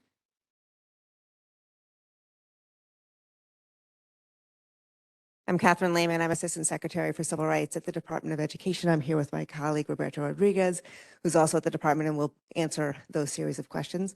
I'll start just with the civil rights enforcement work that we do in the department. The effort to end discrimination on the basis of Native American status and on the basis of race is core to our work. And we have recent resolution agreements that illustrate how effective that can be and how much we welcome receiving complaints and that we will be actively working to resolve them. They include investigations with respect to discipline of students of color, including Native American students, where we've seen really dramatic resolution and really dramatic implementation success following resolution success. So we are very excited to be able to do the work, also very excited to be able to make sure that all of our students are fully served in school. We also have had terrific recent grant progress and consultation, so I want to turn it over to Roberto Rodriguez to speak to that. Thank you so much, Catherine. Roberto Rodriguez, Assistant Secretary for Policy and Planning at the U.S. Department of Education. I want to just begin by noting that the department's policy is to empower our Native youth by providing comprehensive resources and support that take into consideration the unique cultural needs of our tribal communities and that uplift and affirm our Native cultures, traditions, languages, and identities in teaching and learning. That's something that Secretary Cardona is deeply committed to. We're utilizing our grant programs, our technical assistance, and our guidance across the department to that end. The department also houses the White House Initiative on Advancing Educational Equity and Excellence and Economic Opportunity for Native Americans and Strengthening Tribal Colleges and Universities. This is the initiative created and established by Executive Order 14049 by President Biden. And that initiative advances key equity goals, including an interagency process to support collaboration around supporting the improving student outcomes for our Native students, mental health, well-being, and strengthening support from the Department of Education to our Bureau of Indian Education schools, as well as opportunities for data sharing. It also provides important technical support to states and to local educational agencies. The Department of Education doesn't establish curriculum, but we do support our state and local partners in helping to better serve our Native students. Let me just note, because this has been something that's come up already, around how we're doing more to support tribal consultation across the department. We're really committed to ensuring that our tribal, state, and local educational agencies have the meaningful resources that they need to utilize tribal consultation. Our department has actually established a new tribal consultation toolkit to promote those practices. That's available on our website at www.ed.gov. It's focused on effective, inclusive, and culturally responsive consultation that recognizes and affirms tribal sovereignty.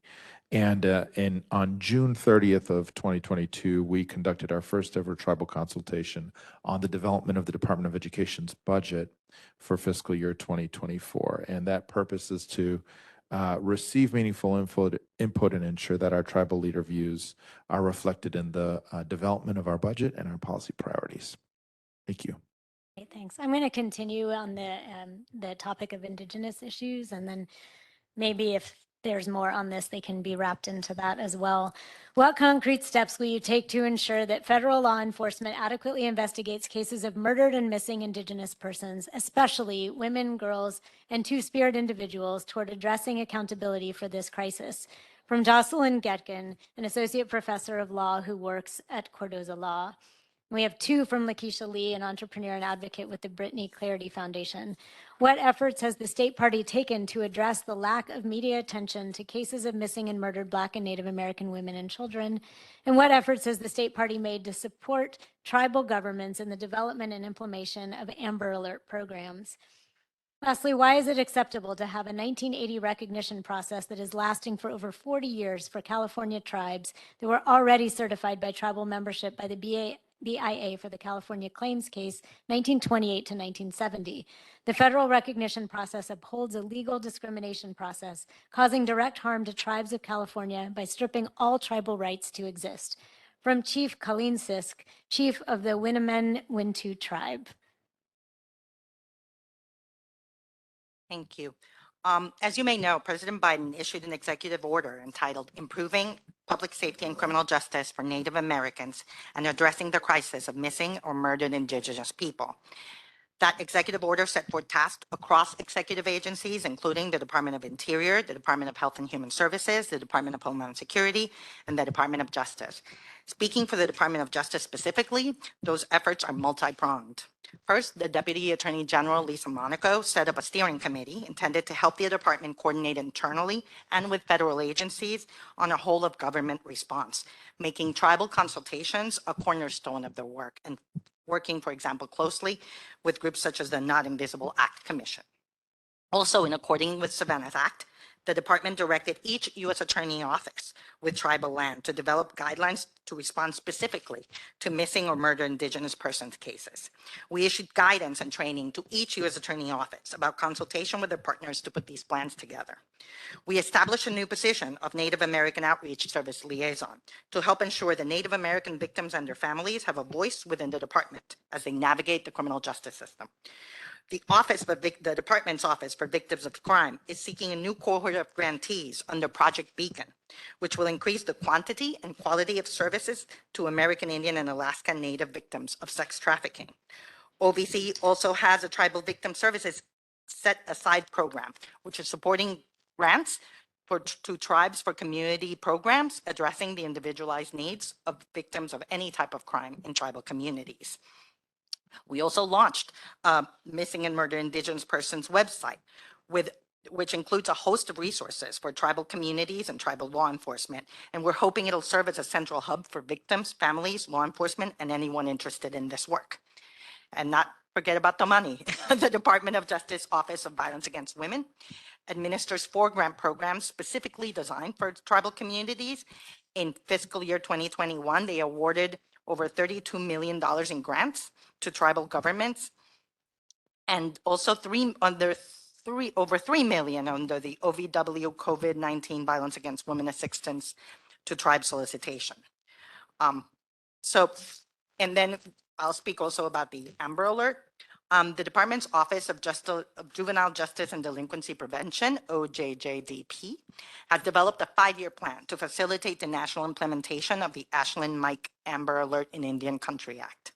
The 5-year plan officially started this past October, and activities that have already taken place include coordinating a series of implementing Amber Alert in Indian Country meetings, bringing together representatives from tribal communities and state Amber Alert program.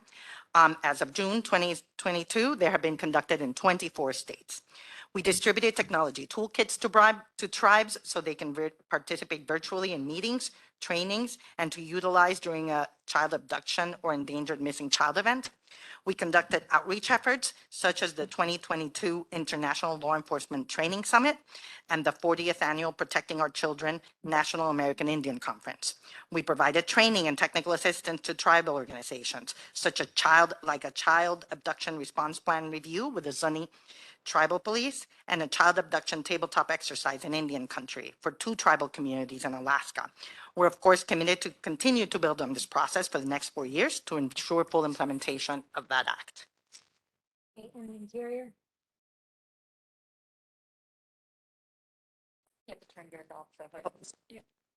Thank you, Ambassador. I'll be brief. I want to make sure that Heidi Tottocini has a quick moment to comment on Interior's efforts around missing murders Indigenous peoples. DOJ, thank you very much. You've covered that very well. I also want to thank Education. Both of these agencies have been wonderful partners as we work on these education issues and the missing murdered Indigenous peoples issues. We at Interior could not do it alone. I thank them for that. I quickly wanted to mention with regards to the education piece before I turn it to Heidi, that I'm very hopeful on that. One of the initiatives we have not talked about today is the initiative Secretary Holland announced in I believe June or July of last year, the boarding school initiative. It is the first ever in-depth review of the impact of boarding schools on Native students. And we released our first report in May of this year, a very in-depth look at what the boarding school impact it had on tribal communities. We recognize that the boarding school system was a part of twin U.S. policies, the disposition of Indian territories, as well as the forced assimilation of Indigenous peoples. And so this is the first repository we have of a list of these schools, potential burial sites. There's more work to come here, but revitalization of language and culture is a really important piece of that, and I am hopeful for what that means for our educational systems. And I just did not want to lose that point since we missed the earlier question that you all had. I will quickly turn it to Heidi for any interior equities on the other issue. Yate, Heidi Tottocini, Senior Advisor to Secretary Holland at the Department of the Interior. Just to add on to a couple issues that the department and other federal agencies are working on in the United States to address the missing and murdered Indigenous peoples crisis.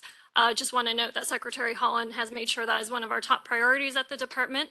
As mentioned, we are co-leading the Not Invisible Act Commission. I serve as the co-chair for the Interior with Tracy Tui, who's Director of the Office of Tribal Justice at the Department of Justice. And this is a really unique commission. It's the first time the federal government has ever pulled in voices directly from tribal communities to help formulate the 40-member federal and non-federal members as part of the commission. We are tasked for the next 18 months to work together to address specific issues outlined within the statute, like victim resources, recruitment and retention, to develop recommendations for the Secretary of Interior and the Attorney General. And so we're working at that, and we've already held several meetings.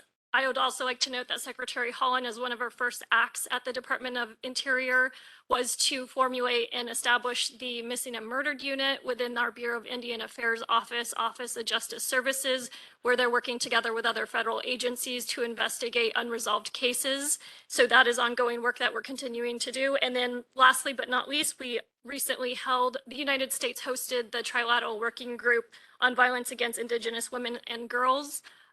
This is part of ongoing work that the United States has been doing with Mexico and Canada, and we recently wrapped up that meeting about a month ago, and the top issues that we addressed, again, through consultation that came from Indigenous female leaders in our various countries, were strengthening access to justice, addressing the root causes of gender-based violence, and advancing women-based leadership. And so thank you so much.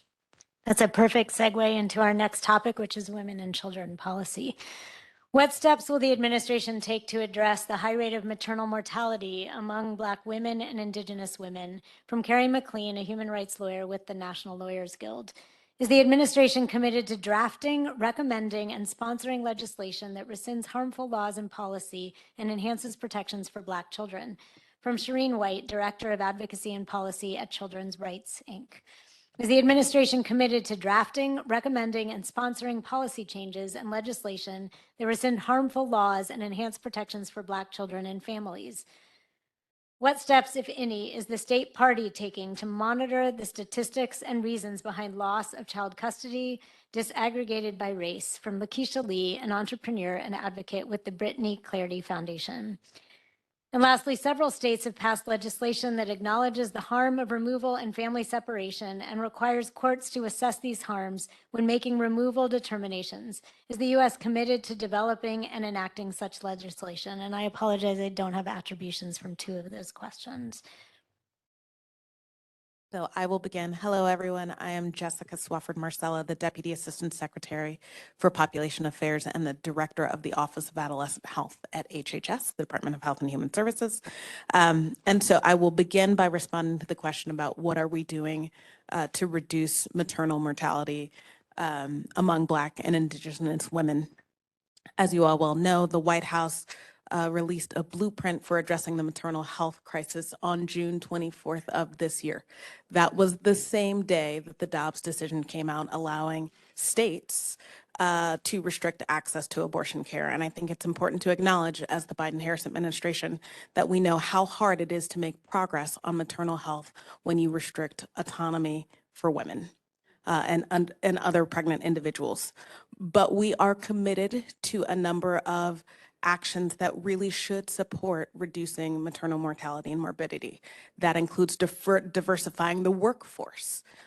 Representation matters, making sure that there's cultural competency, that there's linguistic abilities, that people really can hear what patients need is critically important.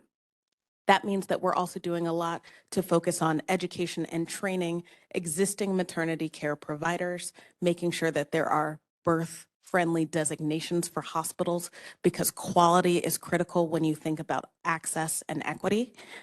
We are updating rules and increasing enforcement of regulations related to discrimination. So I think many of you all likely saw that in the last week and a half, Section 1557's regulation, the NPRM came out, and the comment period is open through early October. I really welcome your participation and comments on ways to strengthen that rule. And then I think finally, sort of in the narrow vein around what we can do, is really improving our data collection, right? We are not doing enough thus far to make sure that we understand what's happening, how it's happening, are we collecting it systematically? And we know that data drives decision-making and it drives policies. So thinking about how we can strengthen everything from PRAMs to other data collection systems is really important and sort of an integral pillar of this work. I know that there are questions here related to policies that protect Black children, and I see it came from Shireen White, who I believe is somewhere down there. That is a very broad question, and so I welcome more of that, right? Yesterday, my son turned 8. yesterday was also the 8th anniversary of Michael Brown's death. So there's a lot that we can do here and say here. So I welcome that. And I may defer responding to that question once we get into the child welfare tranche of questions. If that aligns, if it doesn't, I can try and answer on the spot. Okay, so then I'm going to put a pin in that. That is the section after this one. And then we can come back to that. I know, watching the clock. I'm trying, I'm trying. And I I- do just want to remind folks, I know there's been a mic kind of out in the audience, but we are going to get through the questions that were submitted first in fairness to the people who submitted those questions early. And I am here in Geneva, so Yes, and I'm we're right having, here. again, we're having cocktails after too, lots of opportunity for conversations. No question right now? No questions right now, sorry. Or yes, questions, but questions that were previously submitted. I want to actually, I'm going to skip around a little bit and go to immigration from majority Black countries as the next topic. Using national country data, civil society advocates have discerned a harrowing pattern of discrimination on immigration enforcement against individuals from majority Black countries. Compared to nationals of other countries, non-citizens from majority Black countries are held in immigration detention for longer and more likely to be placed in solitary confinement, more likely to be denied asylum, and more likely to be ordered removed without the opportunity to even see an immigration judge. Yet this review is likely under-inclusive of the full scope of anti-Black discrimination because U.S. immigration agencies do not collect or publish racial data on individuals subject to enforcement. How can U.S. enact measures to eliminate anti-Black racism and in immigration enforcement if it does not even understand the full scope of the problem? From Anthony Enriquez, Vice President of Robert F. Kennedy Human Rights.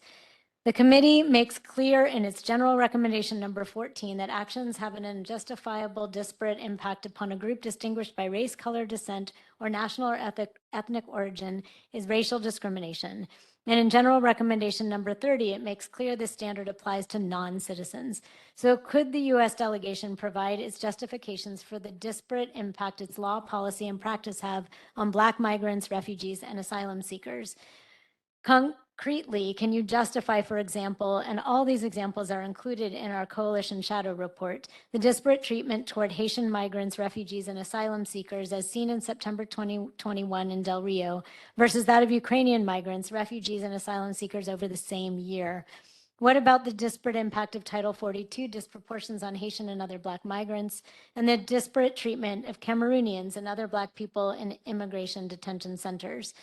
And the disparate credibility and credible fear interviews, finding and removal rates for Black people, and the disparate rates at which Black people are deported based on contact with criminal enforcement system. From Eric Carew, a staff attorney at the Haitian Bridge Alliance. From 2020 to 2022, at least 9 complaints were filed with DHS's Office for Civil Rights and Civil Liberties, and at least 3 lawsuits filed in U.S. courts on behalf of Cameroonians and other Africans who reported abuse and excessive force, anti-Black discrimination, and other mistreatment in ICE detention and during deportation. What is the U.S. government doing to provide accountability and justice for survivors of abuse in ICE custody? From Sarah Decker, a staff attorney at Robert F. Kennedy Human Rights. Include the Title 42. Sure. Under racist policies like Title 42, this administration has expelled and gravely endangered the lives of over 30,000 Haitian migrants, an estimated 40% of whom are children. Lack of transparency makes it difficult to determine the exact number of children this government has sent to Haiti. What steps are the Biden administration and Congress taking to 1, lift this Trump-era policy, 2, ensure DHS transparency and accountability for rights violations, and 3, protect all immigrant children's rights to access asylum and health without regard to their race in this and future administrations? From Abina Hutchful, a litigation and policy attorney at the Young Center for Immigrant Children's Rights. Though it has recently ended, how will the U.S. reconcile the disproportionate impacts of public health under its Title 42 immigration policy against people of color seeking protection in the United States? From Lady Lee Thompson, Executive Director of agrobiz.org.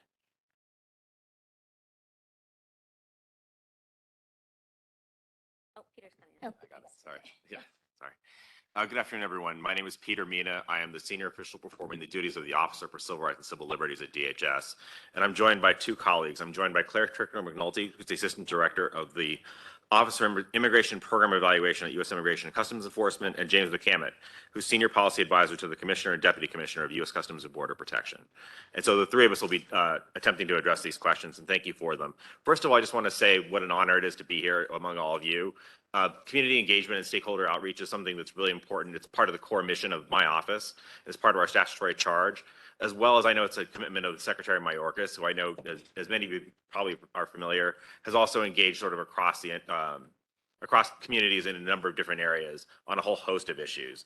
And so with that, why don't we start into the substance of the questions? So first with regard to national country data, I think my office is also focused on, evaluating this question, looking at the questions of disparate impact. We're doing that in a number of different areas, including for example, in the New Orleans AOR, looking at treatment of Black migrants, looking at a whole host of different issues.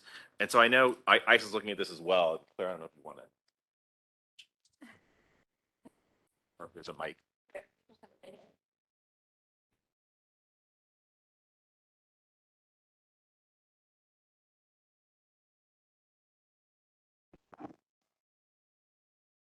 Claire McNulty with Immigration and Customs Enforcement. There were a lot of really important items brought up in this, but specifically on the two data-related issues. This is an important point right now. The Department of Homeland Security and Immigration and Customs Enforcement, we do not collect race data. We do a lot of the analysis that we're able to do uses nationality as a proxy, which really isn't getting us what we need. So this is something that the Department of Homeland Security is very aware of and something that we are looking at addressing and figuring out how we could better collect race-based data so that we can do this analysis and better understand the impacts of our programs. The other data question I'll just address here and then maybe turn it back to Peter was related to, I think it was in the Title 42 section and removals. Again, this is something where Immigration and Customs Enforcement is hoping to have more data transparency and is looking to make public additional data on removals and returns. So hopefully that will help address some of the concerns raised there. I think California wanted to weigh in, so maybe we'll go down to California next. I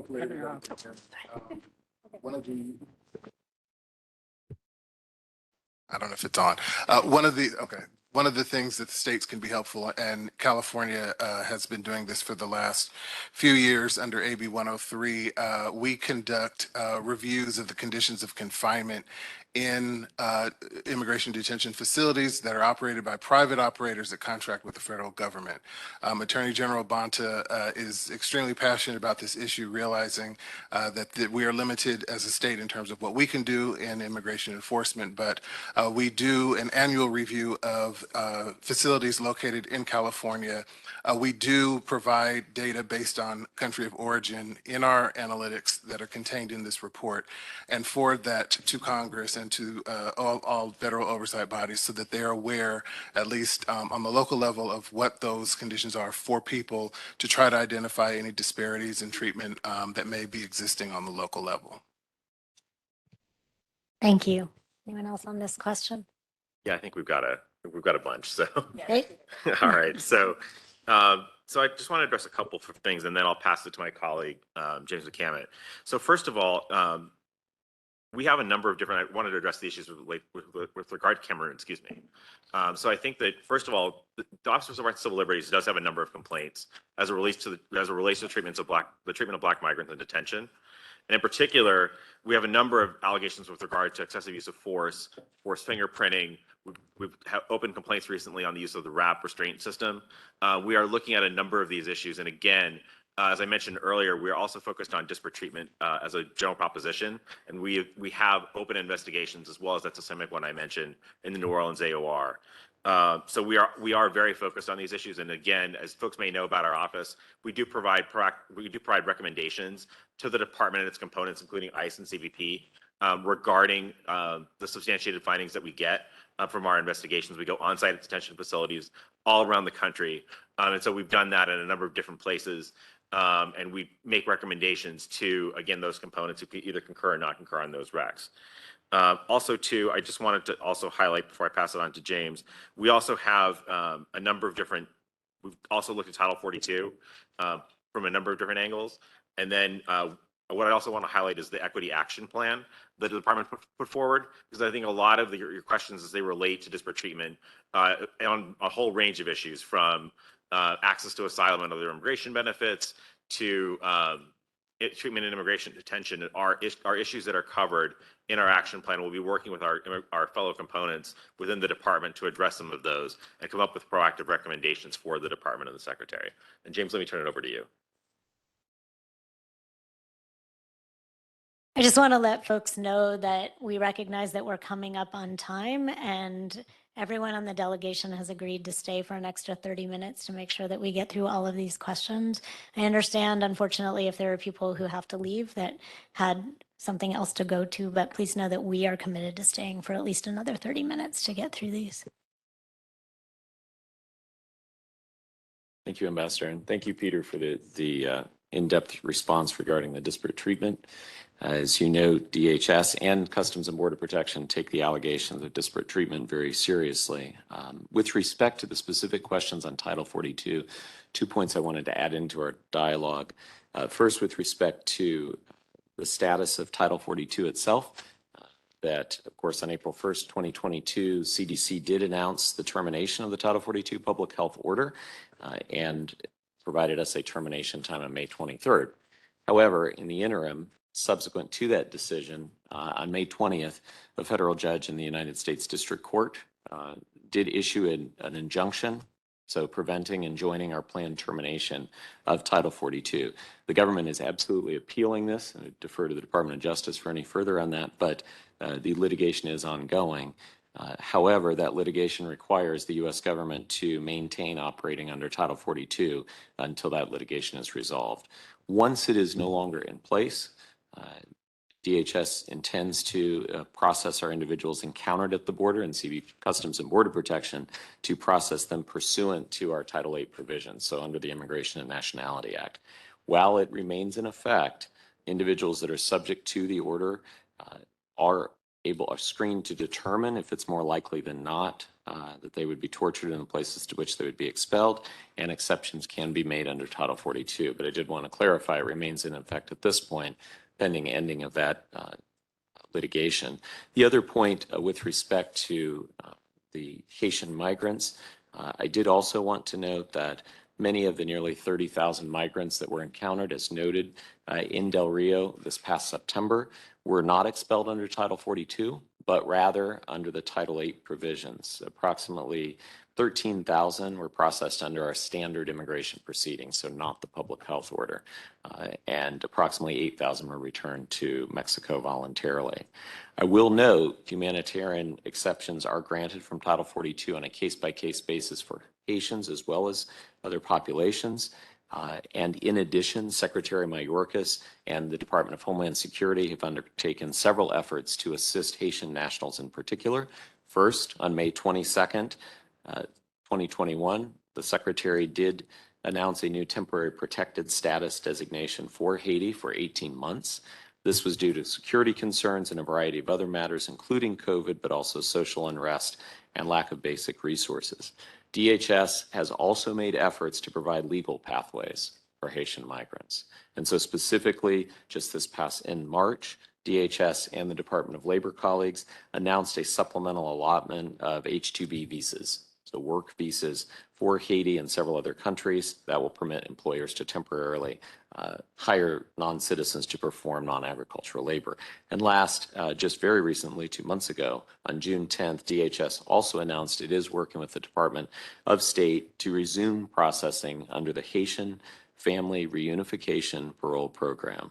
And this allows eligible Haitians to enter the U.S. and reunite with U.S. citizen and lawful permanent resident members, family members, while awaiting processing of their immigration status. So I did want to note there's additional efforts that are being undertaken while we wait for the pending, way soon, end of Title 42 injunction. Thank you.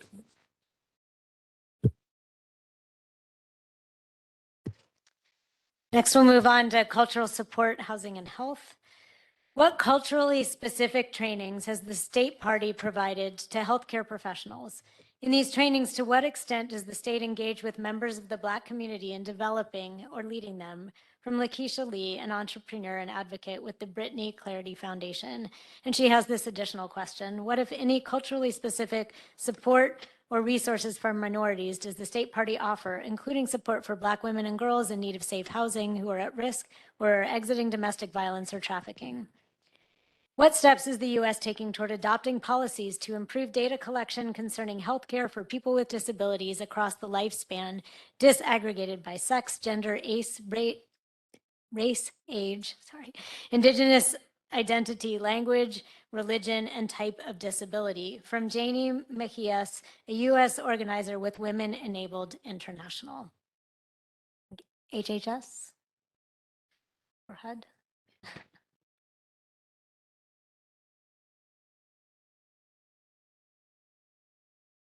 Okay, so there have been a number of efforts to improve trainings for health professionals, largely driven by the Office of Minority Health within the Office of the Assistant Secretary for Health. So a prime example that I would offer is the Think Cultural e-learning series that we put together for any number of clinicians, not just physicians, but for any professional or clinician that works in healthcare. Those trainings were developed with experts from communities, specifically because we wanted to make sure that they were appropriate and that they were carefully considered and that they really recognize the multifaceted intersectional identities of people. So as we think about cultural competency, it really is about making sure that we are looking at all aspects. So that is to question one. Culturally specific supports or resources. There have been a number of grant programs that have come out. Again, the first thing that comes to mind is some of the grants released by the Office of Minority Health. I also know that we have grants that we've put out through the Reproductive Health National Training Center, the Clinical Training Center for Family Planning, which is specific to reproductive health as well. And then what steps are we taking to adopt policies to improve data collection? So in any number of the service delivery programs within HHS, including the HRSA-funded programs, which represent a lot of the safety net programs, so the Federally Qualified Health Center program, for example, or my program is the Title X Family Planning Program, we have made an effort not only to now secure encounter level data, but also to make sure that we are adopting new measures around identity. So for the first time in 2022, our family planning annual report requires grantees to submit SOGI data, sexual orientation and gender identity. We have expanded the list of racial and ethnic categories which we are tracking, and having that paired with encounter level data will give us a much better picture about what's happening in terms of healthcare in particular communities, and can we see disparate impacts or disparate treatment among particular populations. Thanks.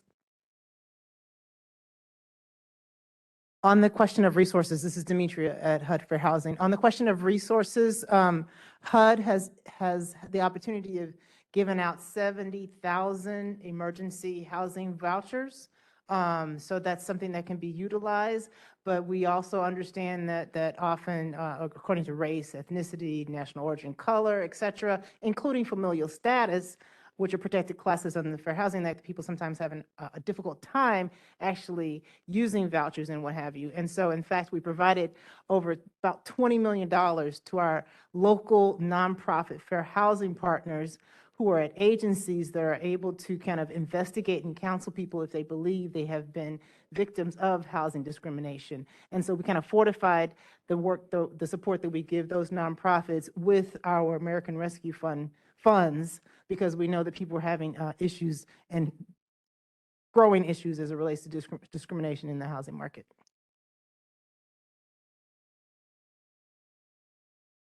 Anyone else on this question or set of questions? Okay, we'll move on to the child welfare system. Will the U.S. review, amend, and repeal laws that perpetuate racism in the child welfare system and harm Black children and families? From Stephanie person, a staff attorney with children's rights. And there are many similar questions here, which speaks to the importance of this topic. I am going to read all of them in fairness to the questioners. What concrete steps is the U.S. taking to review and repeal federal laws that discriminate against Black children and families in the child welfare system? From Angela Burton, a counsel at JMAC for Families. What concrete steps is the U.S. taking to recognize, review, and remedy racial disparities and ongoing discrimination against Black families in the child welfare system? From Shireen White, the Director of Advocacy and Policy at Children's Rights, Inc. The last two are not attributed, but what concrete steps is the U.S. taking to recognize, review, and remedy racial disparities and ongoing discrimination against Black families in the child welfare system? And what concrete steps is the U.S. taking to review and repeal federal laws and policies that discriminate against Black children and families in the child welfare system? And a slightly different question on the welfare system. The federal government's recent acknowledgement of structural racism within the U.S. child welfare system is important. As numerous organizations have observed, however, this acknowledgement can only lead to meaningful action if the U.S. holds congressional hearings to evaluate the harms of discriminatory child welfare legislation, such as the Child Abuse Prevention and Treatment Act of 1974, and subsequently takes appropriate action to address them. Will the U.S. commit to doing this? Again, this question is unattributed. So else?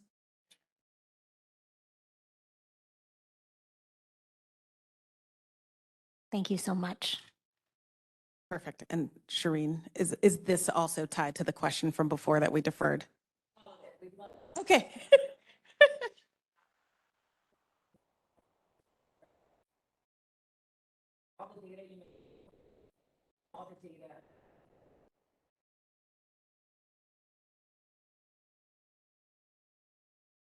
Okay.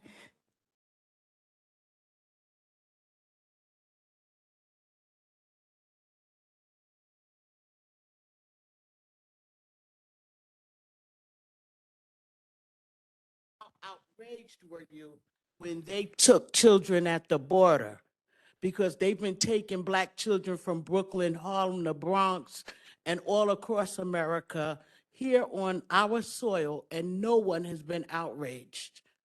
But I saw a lot of these same faces in here standing up and speaking out when they took the children at the border. And I'm not saying that people in the U.S. is more important than those people who tried to cross the border for a better life. But I'm also saying they're not better than our children's lives either. Why are you outraged for them and not for us? Thank you. Can I just say one quick thing, and that is that I really think it's important that all of the times that we've heard from people that have personal stories to tell about the effects of the things that we're talking about, it makes it so much more real for all of us. And I know personally, I sometimes make people at the State Department really uncomfortable because I get really personal at the Human Rights Council, but I can tell you that it's the only way that I've been able to get people to really listen and pay attention. So I just really appreciate your vulnerability and your willingness to be personal. So I will do my best, and I will note that I am on the health side, not really the human services side. So there is some level of detail that I cannot offer, but I can commit to trying to find out more answers over time. Yes, that too. Okay, so the first thing that I want to acknowledge is that this is a key priority of the Biden-Harris administration.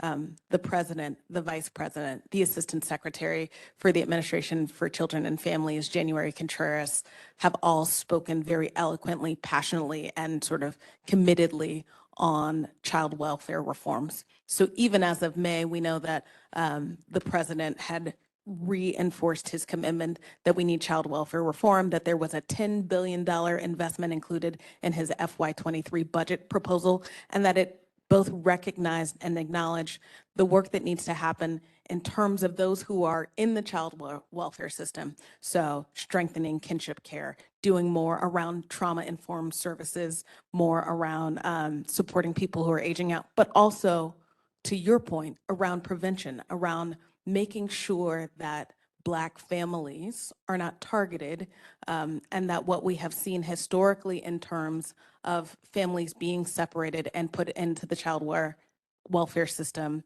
does not happen. Some of that requires work on implicit bias training, and that happens at every aspect of services where people are reporting to make sure that they are not using their biases in the system. Some of it is thinking upstream at the very beginning about how we provide families the cultural supports that they need from day one, right? There's everything in the universe of healthcare, from nurse home visiting to realities that as we think about what causes stressors and strains in families, the demands that they have, how they make ends meet, the economic disadvantages that we see in communities, that we are addressing those in a full comprehensive approach to that work. There is work being done through, there's both an HHS action plan around equity, and we also have, through our Assistant Secretary of Planning and Evaluations Office, an HHS Equity TA Center. One of the follow-ups that I want to make sure to offer is to see in what ways the Administration for Children and Families is working closely with the TA Center and ASPE, because as acknowledged by you all, there is a lot of data around the system and what reforms need to happen. But I also just want to state sort of very clearly that from all levels of the Biden-Harris administration, there is a clear commitment to acknowledging the fact that there is structural racism built into the child welfare system, and that there is work to be done, and that there's a lot of action happening sort of at multiple levels. Hold on, can you wait for just a microphone so that everyone can hear you? Great. What we like to know is, will the administration commit to holding public, transparent hearings so that Black people, children, parents, and other community members can document their experiences and the harms that they've experienced over generations and going forward generations of their experiences at the hands of government agents day in and day out that destroy, disrupt, and basically devastate families as well as communities of color, specifically Black families. Like you said, you have the data. You don't need any more data. What we need is a process for people to make public the harms that have occurred and are continuing to occur, so that we can have a concrete action plan for eliminating, not reforming, the system that the federal government itself has created through the Child Abuse Prevention and Treatment Act, through the Adoption and Safe Families Act, and other acts, federal law, that facilitate, encourage, incentivize, through funding choices, the destruction of Black families. We would like a commitment for a full, public, transparent hearing. Can you do that today? So I'm going to ask a follow-up question, and I'm not trying to be too cute by half here. That's okay. To repeat back what you are requesting. Yes, ma'am. Is that the executive branch, in addition to what happens in Congress, right, which we do not control, Absolutely. hold listening sessions, hearings in communities to hear from families, community members about the impact, the negative impact of the child welfare system? Yes, ma'am. Okay. That is not my part of the agency, but listening sessions are very much one of the tools in the toolbox, and knowing that this administration is committed to centering the lived experiences of people, I feel confident that I can say that that is something that we can work on. I cannot give you the full commitment, because where I sit, Jessica Swafford Marcella, as Deputy Assistant Secretary for Population Affairs, that is outside of my purview, unfortunately, to commit in this room, but it does feel reasonable, and I'd love to follow up for more information about what that could and should look like. And you'll take that back. And yes, and I guarantee. Okay, we're going to move on because we do have 20 more minutes, but I want to get through everything. And to changes to funding streams, sorry. Is the administration committed to drafting, recommending, and sponsoring changes to funding streams and mechanisms that incentivize harmful laws, policies, and procedures, and that enhance protections and resources for Black children and families? Again, unattributed. What concrete steps will the U.S. take to review and change federal funding streams and mechanisms that support discrimination against Black children and families in the child welfare systems? And what concrete steps will the U.S. take to review and change federal funding streams and mechanisms so that they enhance protections and resources for Black children and families in the child welfare system?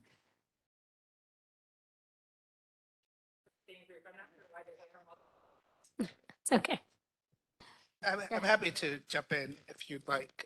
So first, I think my colleague Demetria mentioned Title VI of the Civil Rights Act of 1964, which is a federal statute that prohibits discrimination on the basis of race, color, national origin for recipients of federal financial assistance and federal funding.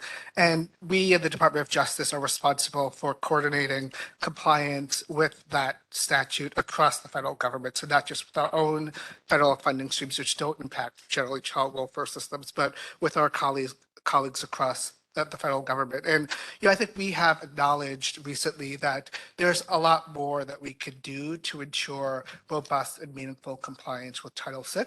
And we have actually, thanks to really good feedback from many of the people in this room, started that process with our own funding streams, where we hear really similar concerns. We give a lot of funding to law enforcement, to police, to corrections, and we hear many of the same concerns and issues. And what can we be doing more effectively within the Department of Justice to actually provide meaningful oversight to our recipients, to use data more effectively to address many of the same types of issues and concerns you've laid out in the child welfare system. And just a few weeks ago, we announced a number of steps that we're taking with our own Title VI funding efforts to do exactly that, starting with increasing and reviewing data collection obligations, working to see how we can increase enforcement, so how we can use Title VI, both in terms of getting information, but also to make sure that there is compliance with those obligations. And as part of that, we've also doubled down on our commitment to work in partnership with our federal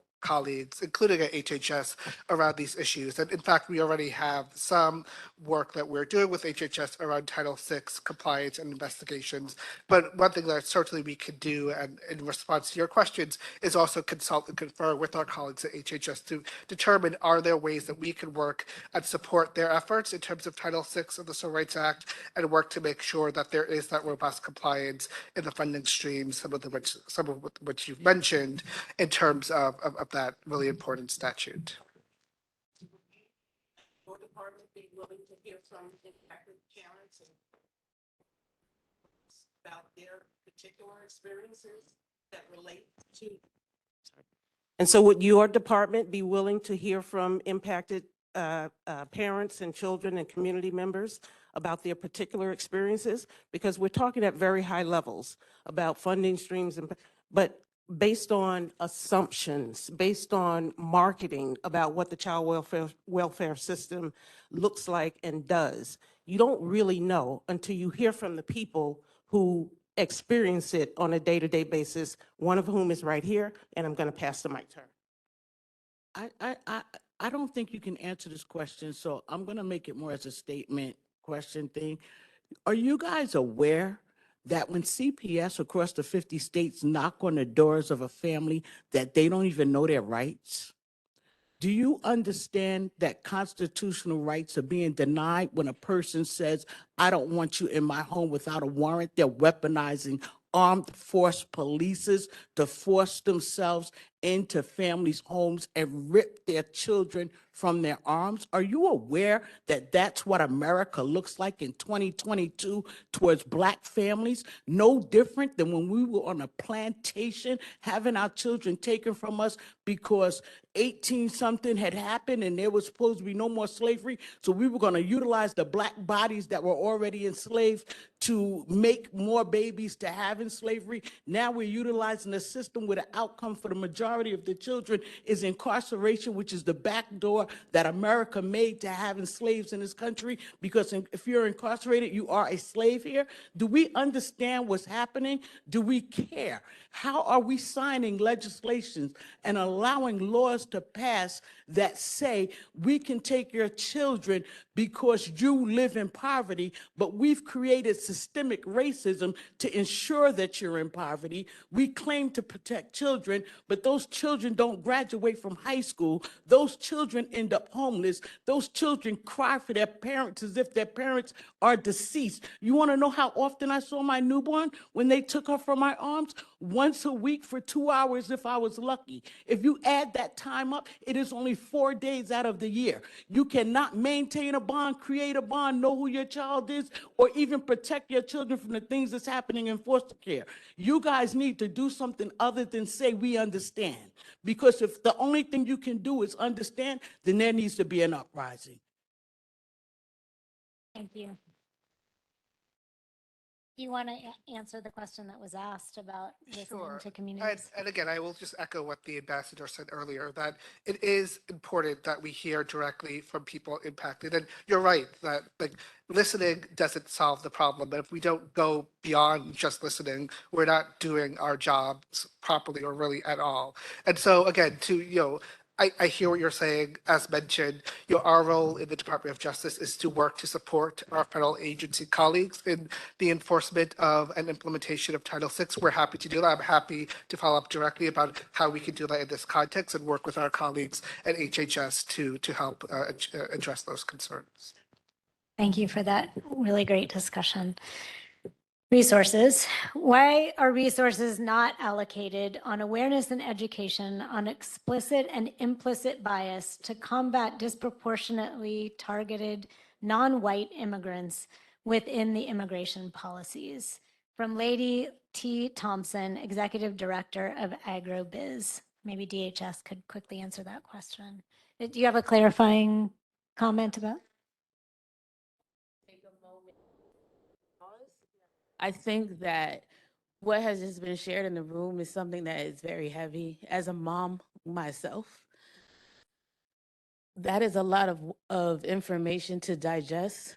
Your colleagues that are sitting next to you are not okay, and they are experiencing something on a physical and emotional level. And so we need to live in a space where we see our collective humanity and we understand that and we take a second. Thank you. Thank you for that. Sorry, thank you for that. Because many of us do feel this stuff deeply because we are from these communities and we see it every day. Our families continue to be impacted by it. We continue to be impacted by it. And it is a human dignity issue. And many of us join the federal government because of these issues and because we saw the harm on our own communities. And so Lenita and I were talking earlier about this. That's why we joined, because we wanted to make a difference. And we really appreciate your vulnerability and your willingness to tell your personal stories with us.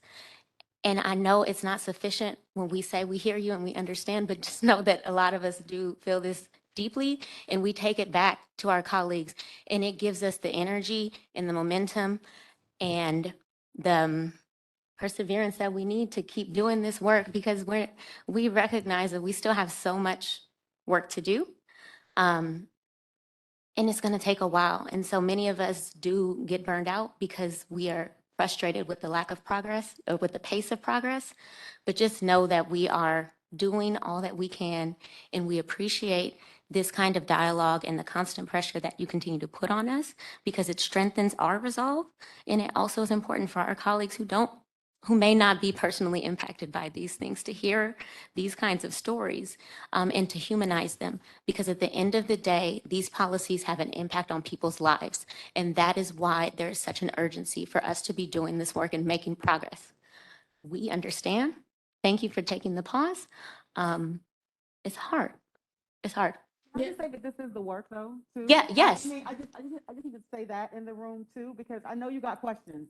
We know the questions, right? Because we give them, and I want us to get to as many as we can. But what makes this type of work better is when we take these moments for us not to feel like there's a divide in this room, but that we're actually doing this together. And so I think that that's just to echo my sister, like we have to take a pause, but we also have to see this as the work, too.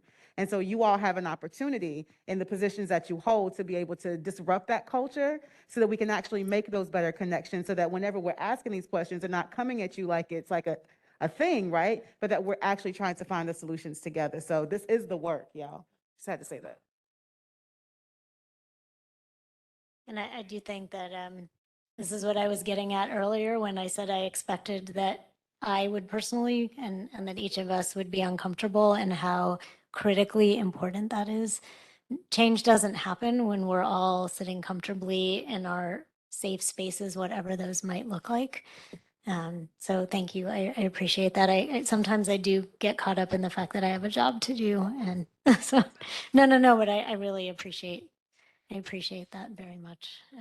I would like, if it's okay, to maybe answer the last few questions at this point. But I do, again, also want to acknowledge that everyone up here has made space to have social time after this. And, while it may sound like a lighthearted thing to have a cocktail hour or however long we end up lasting, I just want to really make sure that people know that what we intend by that is to create a space where we can have more personal conversation. So thank you. DHS, we had that question about resources. Thank you, Ambassador.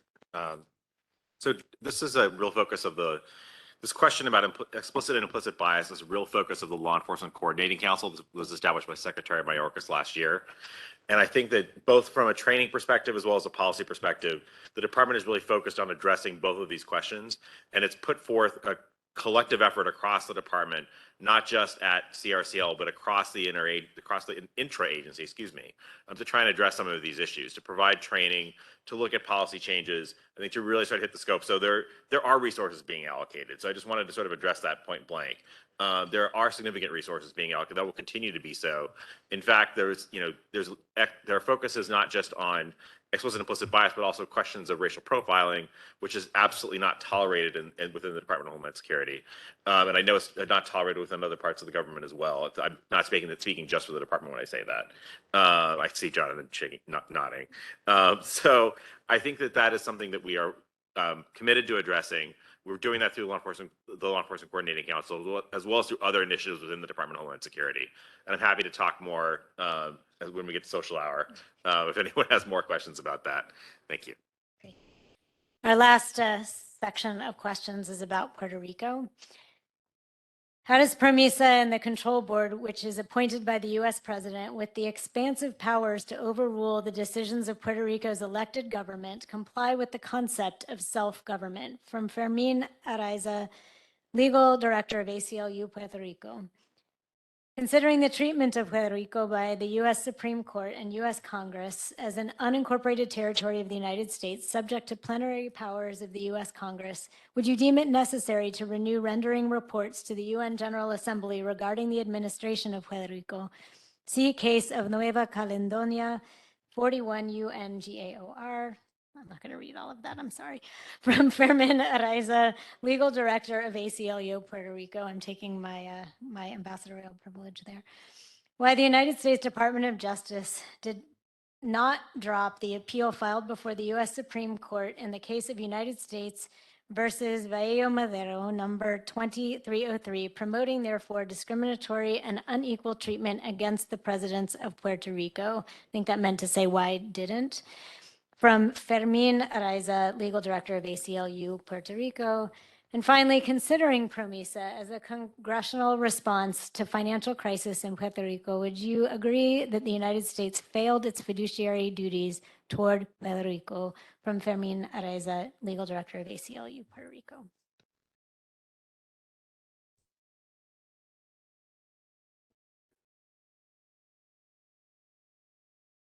Yeah, I think that's fine. Thank you. Good afternoon. I'm Joe Kennedy of the Western Shoshone Nation. I really want to get to the root problem of indigenous peoples, the root problem. And that's the Marshall Trilogy and the Doctrine of Discovery. When is the U.S. going to repeal those laws that basically say that indigenous peoples are like children or disabled people and have no rights to make their own decisions on their own lands and own processes of protecting their lands that are important to them? Our laws have been there for thousands of years. When first contact came, extermination policies were put in place by the United States government where hands, hair, our scalps were removed and atrocities happened. But the root problem is the laws that are in place that treat indigenous peoples as children where they cannot protect their lands as they should be able to protect. So that is my question to you folks, is when are we going to do the right thing? Because indigenous peoples have the right to protect their Mother Earth. Because when it comes to protecting Mother Earth, that is what we all need to do. We need to all do that together. Because the Mother Earth is the giver of all life. And we all know that. We all see that. And the arrogance and the ignorance of the immigrants that were coming into our country and doing the mining, and now the multinational corporations that are doing the destruction, the dewatering when it comes to mining, the uranium mines that are causing harms to our communities. You can go to the Navajo community, you can go to the communities in the Dakotas and other reservations that are affected by this stuff. You can go to Nevada, where we're from, where we got Yucca Mountain, over 900 nuclear tests in our country that affected our people, caused thyroid cancers and other types of cancers that killed our people, killed our animals, are destroying the environment as we know it, which is detrimental. Because if that life is destroyed, it affects all life around us. And we're looking at a world problem right now, and our ancestors have been saying this all along since first contact. You need to respect the water. These were our laws, to respect life. And we're continuing to say that today, that life needs to be respected. And here we are, and here we shouldn't have to be fighting these issues when we all know that the real issue is that the earth is our mother. And when you think about land, air, and water, those are the prime things that we need to be protecting. And if we put all that together, then we as a people can stand together and live together with a life where we could say, hey, am I okay with drinking this water, or is it going to be polluted? Or am I okay to walk on the land and not have to worry about poofing up dust that is contaminated? Or am I okay breathing air that is going to go into my lungs and affect me in a negative way? Those animals that are on the land, those plants that are on the land, they have a right too. And what indigenous peoples have been saying and are saying now today, along with the Western Shoshone, is this crimes against the Earth Mother. And when is this going to stop? But the question is when are indigenous peoples going to be taken out of this plenary power where you make decisions for us and tell us how to do things that we know are not right? We stand back. We've been just trampled upon. And here we are today. Here we are here. Thank Is there anything I need to add? All right, thank you.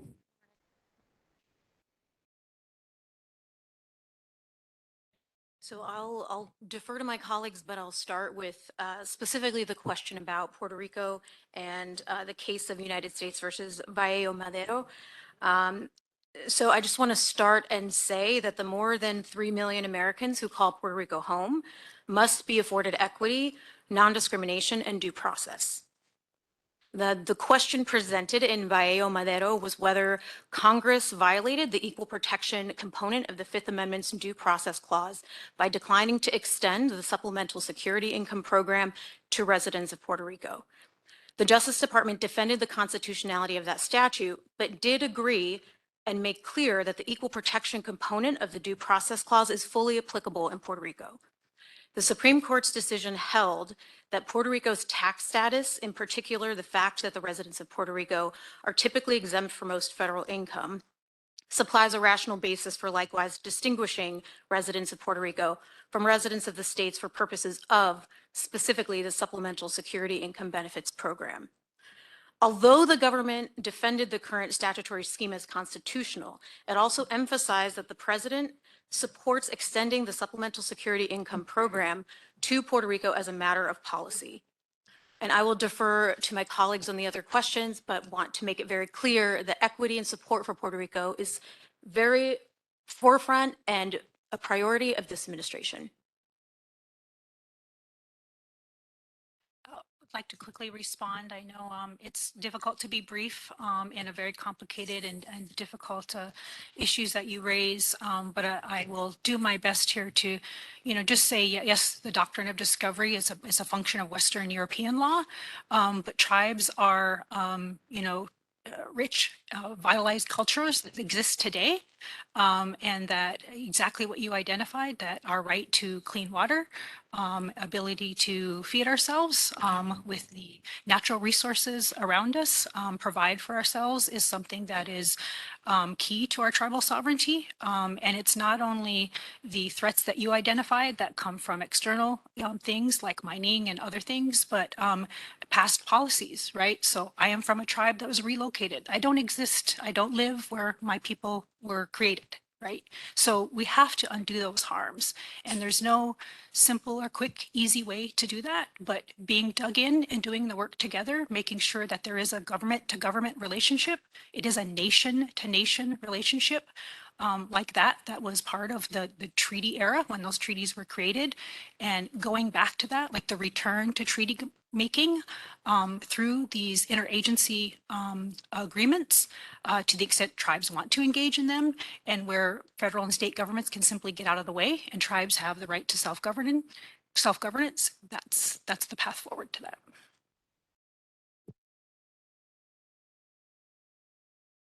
Okay, sorry. I actually wanted to address, so my 2022 CERD report was on reparations, particularly a global transatlantic solution for reparations, because this is an egregious crime in human history, but it was not one the United States did by itself. This was a transatlantic cooperative effort amongst nations. It was a heavy lift to kidnap millions of people from their homes and create an entire industry for 400 years. You don't lift that by yourself. But that being said, you also do not solve that by yourself. And so I believe that continuing to make reparations an issue that is country by country, individualized, is really just a way to keep us spinning our wheels to never ever lift the load of the repair, because that's not how the load was lifted of the crime. It was done in cahoots with multiple countries. So my 2022 CERD report is on how multiple nations need to work together, but particularly the United States of America, the country in which we reside, has a particular mandate to repair these harms. But what we need to do is uncomplicate reparations. There is almost nothing that was said in this room today regarding Black people and descendant of American slaves enslaved. Nothing, not the child welfare issue, not the environmental justice issue in our neighborhoods, not the education issue, not the housing issue. There's almost not one issue that's not connected to the reparations that are owed us. Not a one. This ain't complicated, but it keeps getting complicated. Everything that was requested is a reparations request. Pay us, repair us, because the money that was made from the harm is still possessed by this country today. The money ain't went nowhere. Return it, repair it. And as somebody, I am the community organizer in Chicago for Saint Sabina. If you all are familiar with Father Michael Flager, I organize on the south side of Chicago for gun violence prevention.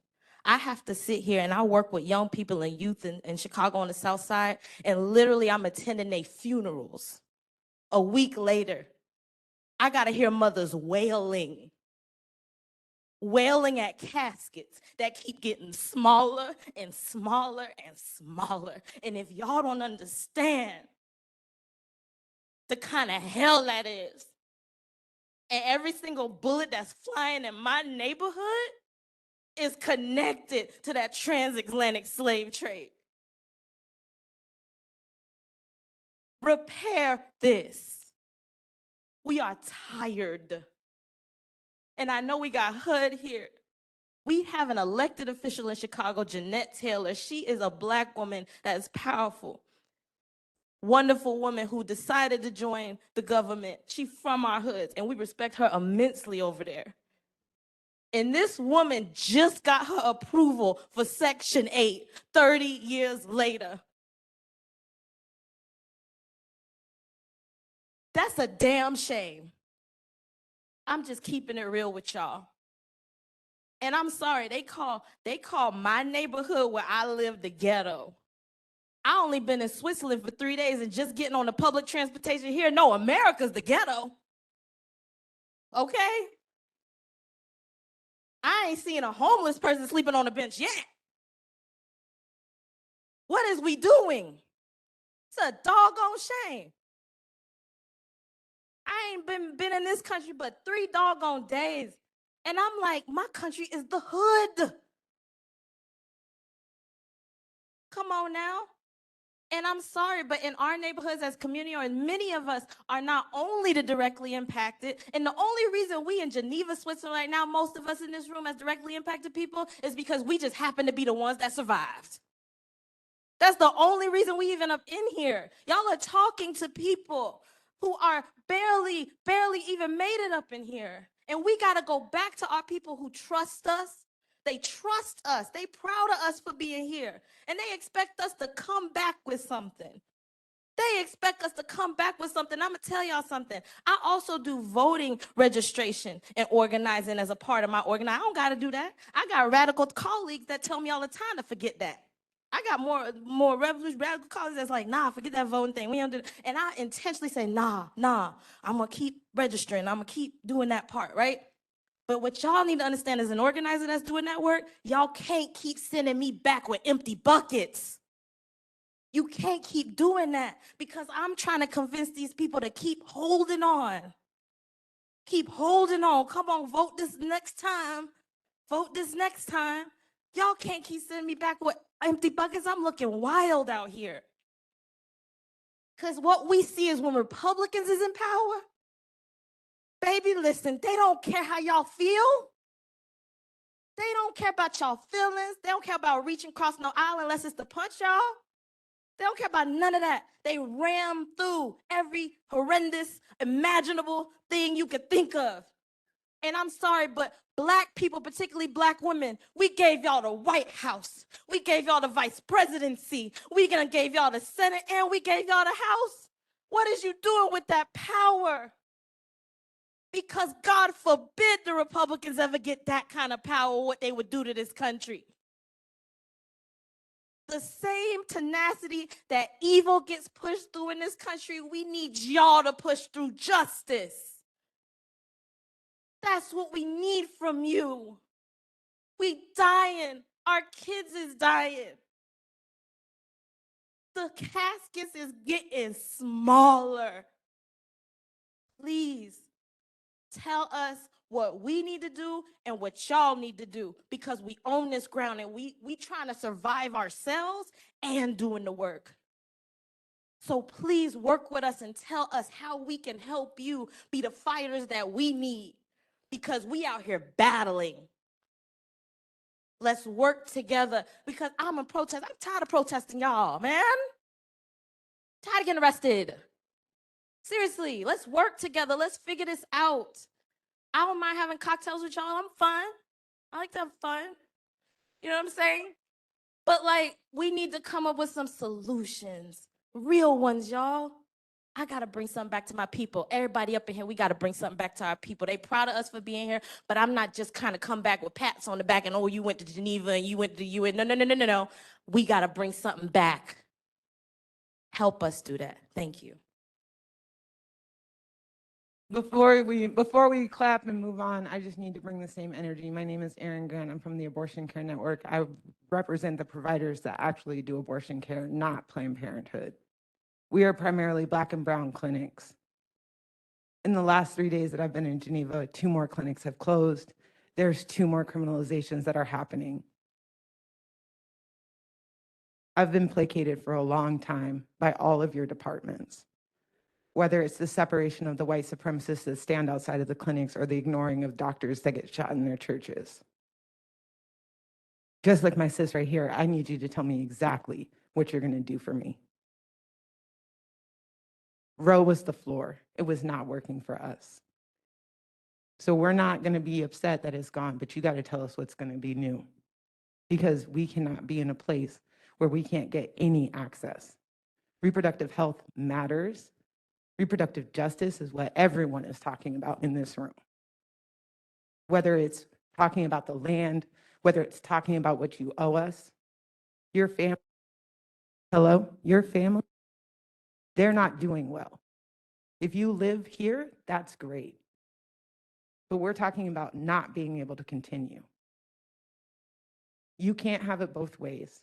I am here to put pressure, but you've got to do something completely different. And it's not just talking to me. My question is, what are you doing about the criminalization of pregnancy outcomes? Whether it's taking people's children, whether it's not allowing people to get their health care, whether it's the fact that we're dying on the table in the hospitals that you told us are safe, or whether it's the fact that you ignore our Indigenous community. You're killing us. Y'all are killing us here. We've got elders in this room saying that they haven't been able to breathe for years. This meeting, patronizing. You've got to talk to us for real. We're real people. We trust you. We trust that we can do this together. I want to give you that trust. But this situation, Supreme Court, Title 16567, no, I'm a person. I deserve care in my community by somebody I trust. Somebody that looks like me, somebody that's not reading from a paper about how to stop the bias. I need some answers. We all need some real answers. And it's not just you, it's the people that are sitting behind you and the people that sit behind them who look at numbers at a desk and they don't know a face. Y'all really, really got to give us something different. This, I understand, this, we understand, we're going to be here for, no. Every single person in this room is an expert, just like you. Drinks ain't going to do it, y'all.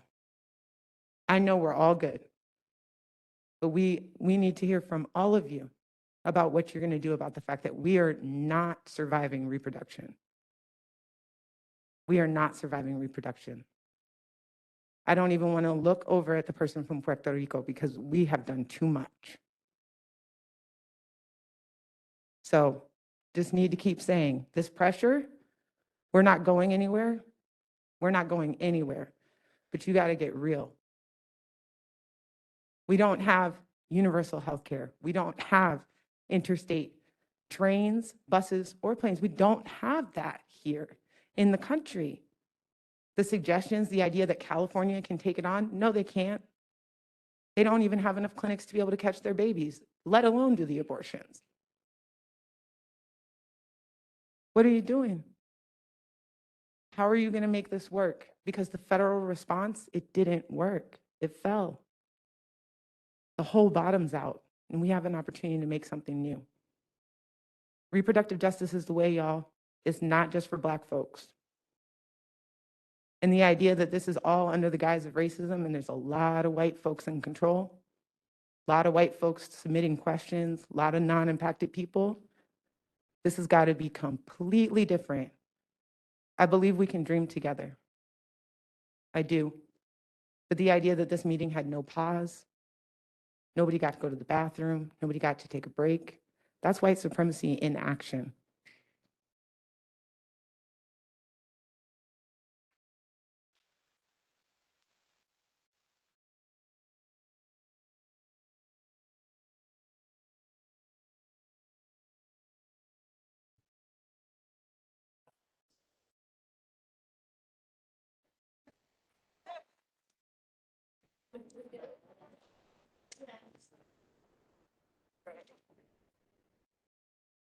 Greetings.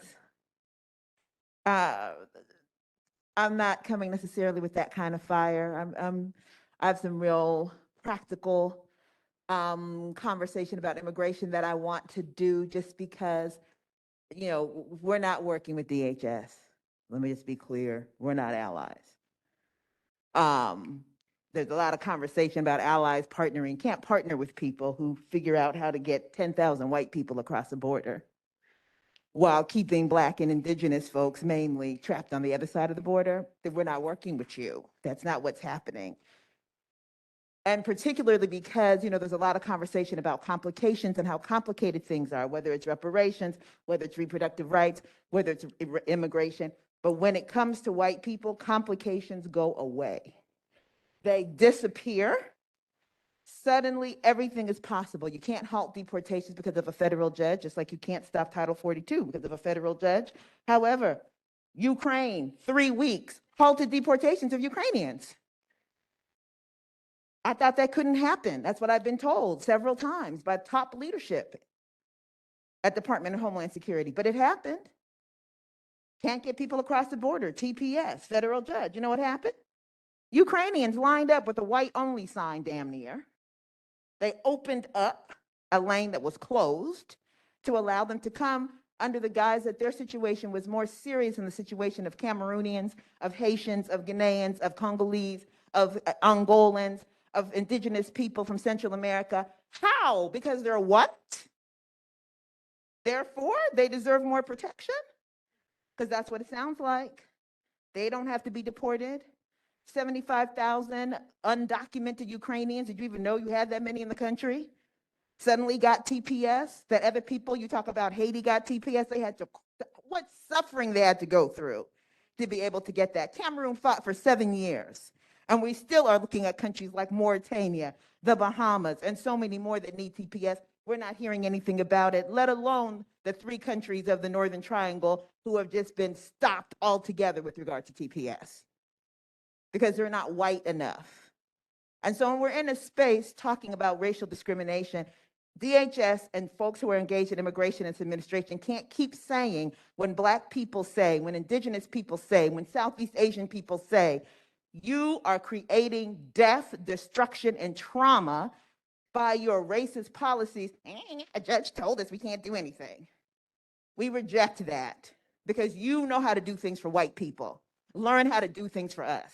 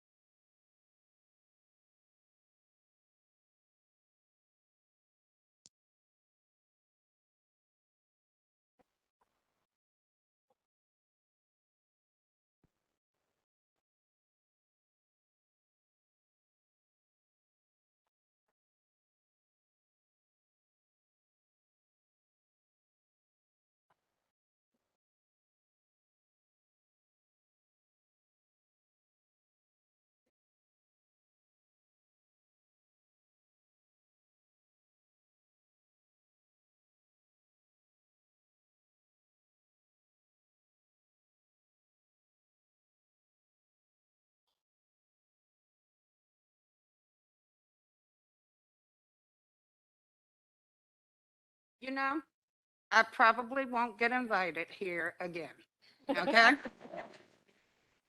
Because I have something to say. I am 64 years old. I am a career Fed. So by the time I get back, by the time it takes them to fire me, I'll be eligible to retire and get my. So let me say why, this is why Lanita is talking, not me, okay? But we are here. I am from your community. I am a part of this. My father could not read, he could only read and write his name. I was born and raised in Philadelphia. I work at the Department of Labor by choice. I've been there 23 years in the Employment and Training Administration because I am committed. Okay? I sat there 6 years ago too. And I got relegated to a corner, but I didn't give up. And I got brought back in the mainstream a year ago, or a year and a half ago. So we are committed, and we hear you guys. And the sister over here that said she understands where she is, we all can't say that. But we work it. We work it daily. We sit here, we came here because we are committed to this. They didn't send a group of people here that don't care about eliminating racial discrimination. They sent a group of us here that do care about it, okay? And I hear you. I cried because I heard you, because I've seen it, because I've witnessed in my family. So that's why it touched me. My grandfather is an indigenous person. So I've been touched by it everywhere. That's why I sit where I sit. My secretary and my deputy secretary are committed to this. That's why they let me come here. Guys, we can't change it alone. And as my colleagues have said, it's not going to happen overnight. So yeah, we need to work together. And that's why we're here. Could I make one final comment, please?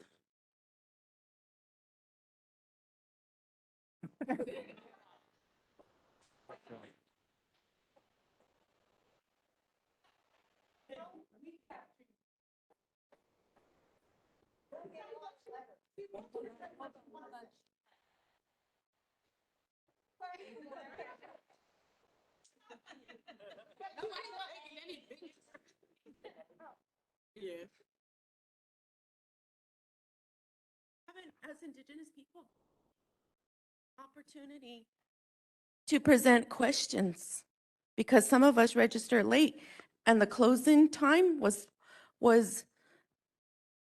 already closed for us to submit questions. One of you asked, why does this organization have so many questions submitted? Because they met the time frame. For a lot of us Indigenous people, we barely were able to get funding to come here. Exactly. And we're constantly being set back. So I'm going to hand it over to Ms. Amiot. Thank you.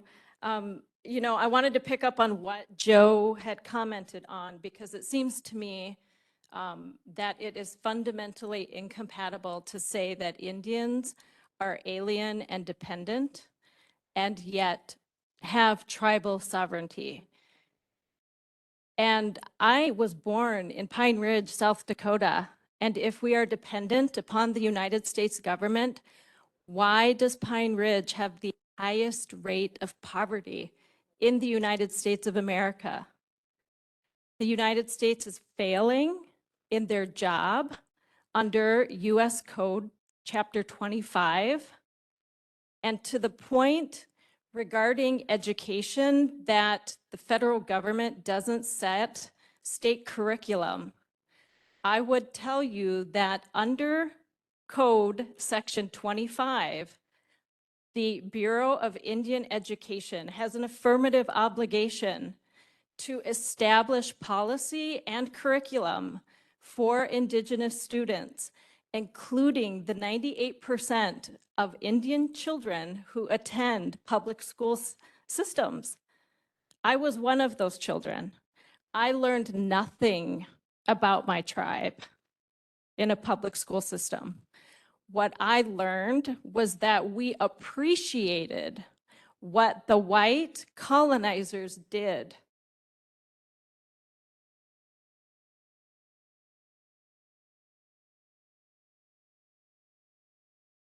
And that we shared a meal with them in Thanksgiving. I would urge the United States government and the Department of the Interior to meaningfully redefine its interpretation of what free, prior, and informed consent means. That was a part of one of the questions I submitted, and I don't feel like it was adequately responded to. But the concept of meaningful discourse, but not obtaining actual agreement, really is an insult to tribal sovereignty. And if in fact the United States government is purporting to do what it is obligated to do by federal law, then it needs to reform our education system. When Native American children are dropping out of high school and cannot even complete a K through 12 education at rates that exceed any other ethnic group, it is entirely unacceptable, particularly when Code Section 25 has a chapter dedicated to the education of Indian children. There's absolutely no excuse for what is happening to our Native children. The National Congress of Native Americans has reported to Congress what the plight is, and it's the invisibility plight. Our states are erasing children, erasing Indigenous perspectives from our Native American children's education, and they are forcing white colonization perspectives on them. They are trying to eradicate Native American children's ties to their culture, to their heritage, to their people, because the ultimate goal appears to be eradication of the Indian tribes. The government cannot say that they honor tribal sovereignty and continue to operate our education system in this manner. It is entirely failing all of our Indigenous students. We are really urging the Secretary of the Interior to look at the education system, to adopt policies that implement basic standards that states, in order to obtain ESSA funding, must meet. That is entirely within their purview, and they should do that. Thank you.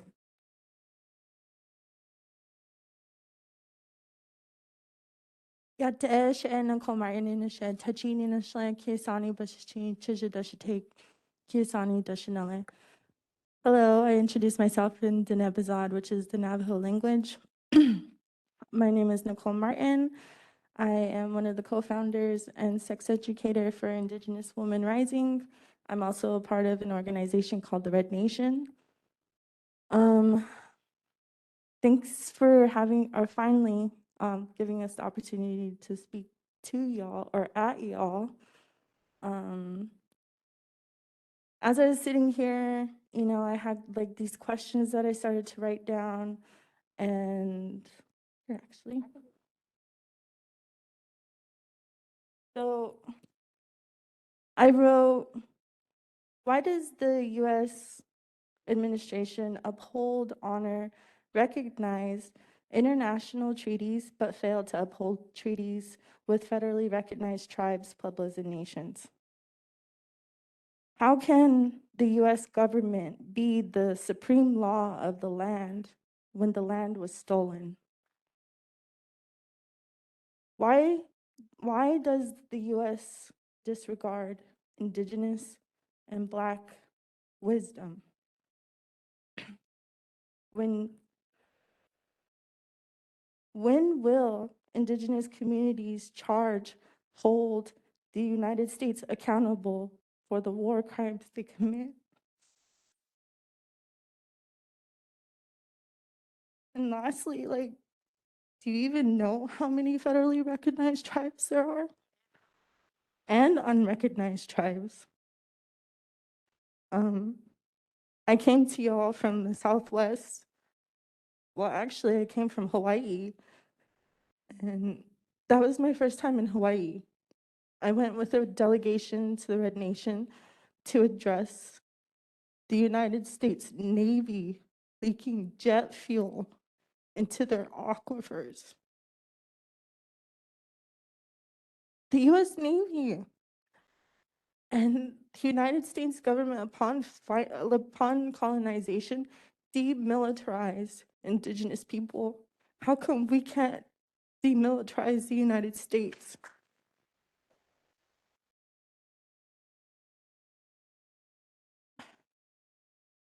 I don't have children based on the fact of what's going on with our world. We can sit in here and talk about policies and all of that, but the planet is dying. We don't need the earth. I mean, we don't need, we don't own the land, and the earth doesn't need us. We need the earth. The earth is older than time immemorial. And the fact that like we came here to talk to y'all about all of our issues that are intersectional, and it also relates back to the land. I heard someone say something about like culture and language. As Indigenous people, our culture and language came from the land. And yet, we can't even have access to those sacred spaces. Those sacred spaces are also being extracted for their resources, whether it's uranium, gas, coal.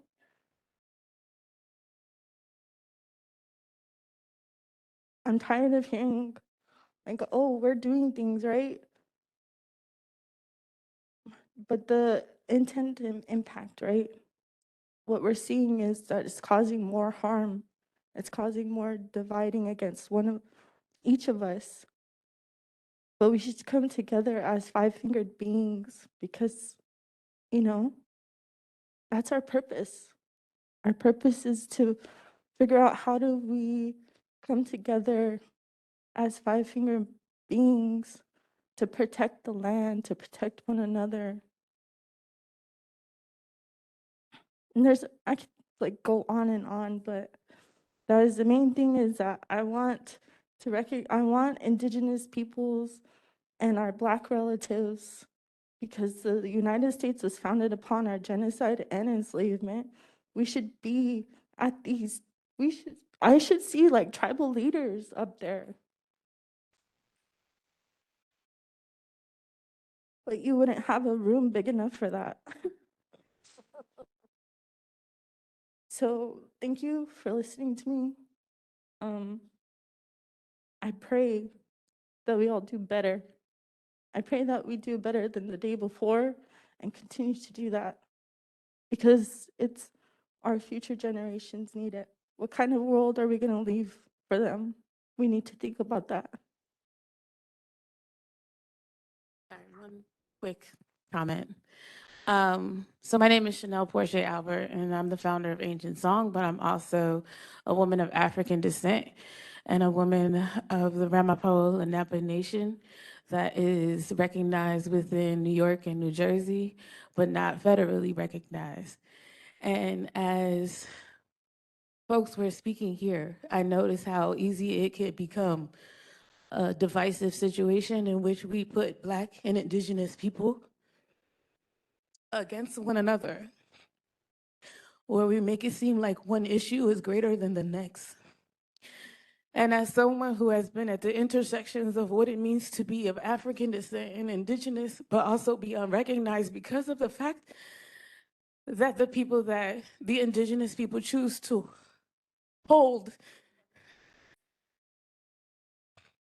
who escaped from enslavement, who came together as two nations, as one, to decide to live together in harmony, to raise their children in harmony. I owe it to my ancestors and to my grandmother.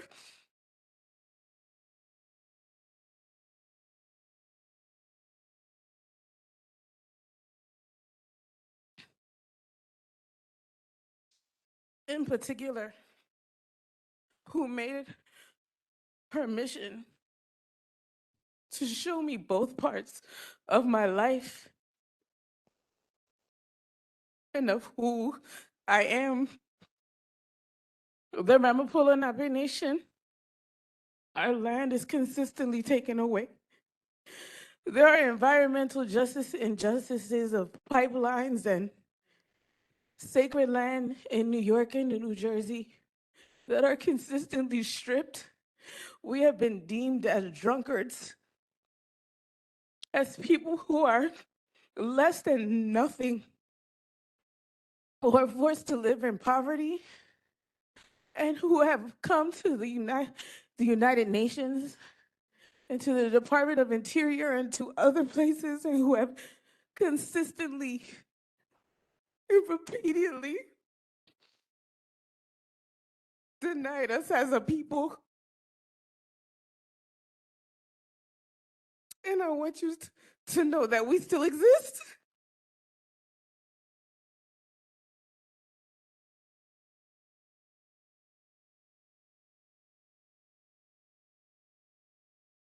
I know I spoke once, but I think I feel I need to speak again. First of all, I would like to thank all of you up there for listening. I've never seen a U.S. delegation do this in my life, and I've been here a lot. And I appreciate that you're there listening and taking this in. And I do hope that all of you together can help out the things that we've brought to you. I just want you to know that I know that you gave me the answer that you could give me. Because I know that you can't all of a sudden wave a magic wand and say that we're going to be decolonizing. I know that. But I also wish you would have told me the truth and not just blow smoke. But I do appreciate it because I've never seen the United States people take this kind of discussion. And I want to let you know that for us in Alaska, we have all of these issues. We've been murdered. We've had our land taken. We're not allowed to subsist. And they say, well, you can go to the store. Well, what are you going to go to the store with if you got no money? And all of the, do you call them immigrants, have come in and taken all of your land and all your resources. And they don't even want you to hunt or fish. And they have rules against you doing it. And if you do, you get put in jail. You get criminalized for trying to feed your family. I know.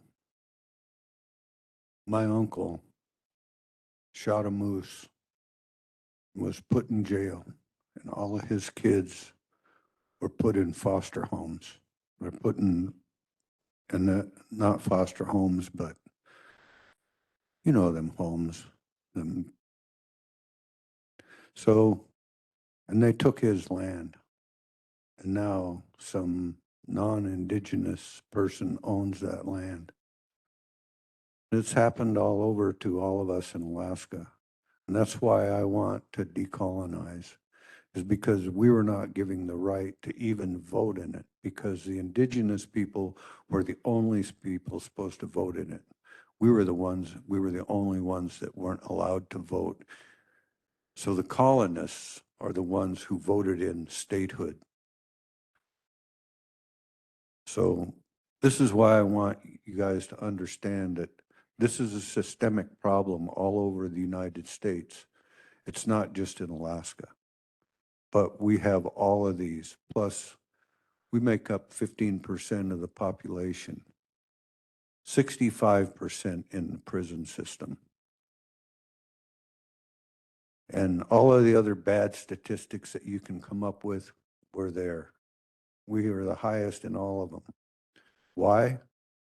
Well, many of you people probably seen in these movies where when some dastardly person from down in the United States does something dastardly, they get shipped up to Alaska. So that's how we ended up with a lot of these problems is they ship their murderers, their rapists, their thieves, their everything up there to us. Why do you think that we have such a big problem with all of these issues? That's one of the reasons why, because they ship the worst scum of the earth to us.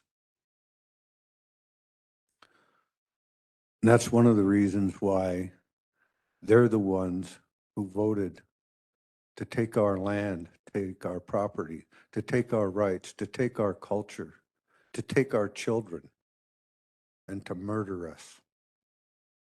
I know this personally. My father was murdered. So I know all of these things that all of these people are talked about. That's why I come here, because I know that if I don't, nobody else is going to. Do you see anybody else from Alaska here? No, because they've been beat down. There's only one other person from Alaska that has come to these things in the past, and that's Ron Barnes, and people think he's a loose cannon, so to speak. They think a lot of other things too, but they don't realize the problems that he's been through either. They don't really care. They just think he's a little bit off the wall. Well, how did it happen that way? That's how it happened, is all of these atrocities that have befallen us in Alaska. And that's why we want decolonization. We don't want this other stuff that people are talking about. We want, and what the other thing we need is truth and reconciliation, because we don't have that. We need to educate. I know that a lot of you here have been educated here today, but we need a lot more people to be educated. So that's what we need from the education people. I don't know which ones are over here, but I know that some of them are. The other thing is, you know, we have the only indigenous school in Alaska. We get no state or federal funding. It's what we only bring. We've got a COPS program, Mr. Justice Department, and it's run on grants. We get it going, and then we run out of grants. And then the people around us say, well, where's your cops now? Then when we bring them back, they say, well, how come you didn't go after these meth heads? Well, because we're not able to, number one. And if we do, we're vigilantes. So we're being blamed for a lot of this stuff, yet there's nothing we can do about it. But with your help, with you continuing these COPS grants, we can do something. We can help. So these are the things. Well, you better go to the bathroom.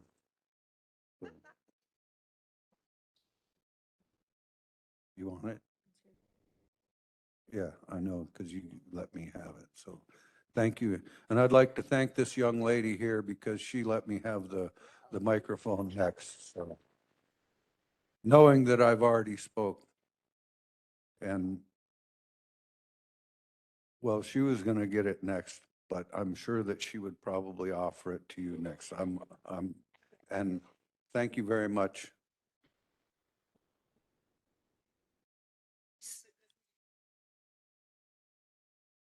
Of something that could really bring us all together. Anything I would offer is something to you all to do that. But once you're done with the meeting, though, I don't want to finish if somebody else has something to say. I just wanted to add, if I know we've been here and people ask us, oh, well, what are your recommendations, right? And from upon coming in, I feel in terms of like decolonizing, I feel a recommendation is to listen to Indigenous and Black people. follow their leadership, follow LGBTQ relatives and their leadership, because we're at the front lines. We're at the front lines facing ongoing genocide, ethnocide. We come together to organize for our community members. I'm a part of an abortion fund, which, I don't, like Roe versus Wade was the bare minimum. It didn't even help none of us. And if it did, then my abortion fund wouldn't need to be in place. So for that fact, I'm just saying a recommendation is to follow and uphold Indigenous and Black leadership and wisdom. Thank you. Thank you. My name is Wade Henderson. I am a former president of the Leadership Conference on Civil and Human Rights. I'm one of the older people here in this meeting. I testified back in 1994 in support of CERD before the U.S. Senate and was very proud when CERD was ratified by the U.S. Senate. Having said that, I have attended, as with people like Jamil Dakwar and others, several CERD meetings over the course of the last 30 years. This is undoubtedly the most powerful consultation that CERD has ever conducted.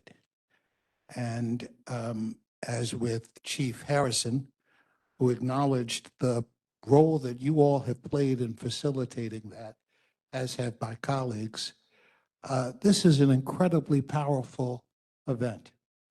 My one regret is that it was not filmed so that it could be shared with, well, to the extent that it is, then let me encourage you to share this film within the various federal agencies represented on this incredible CERD committee, because it will be difficult for you to translate the power of this event in your reports to the agencies that you represent.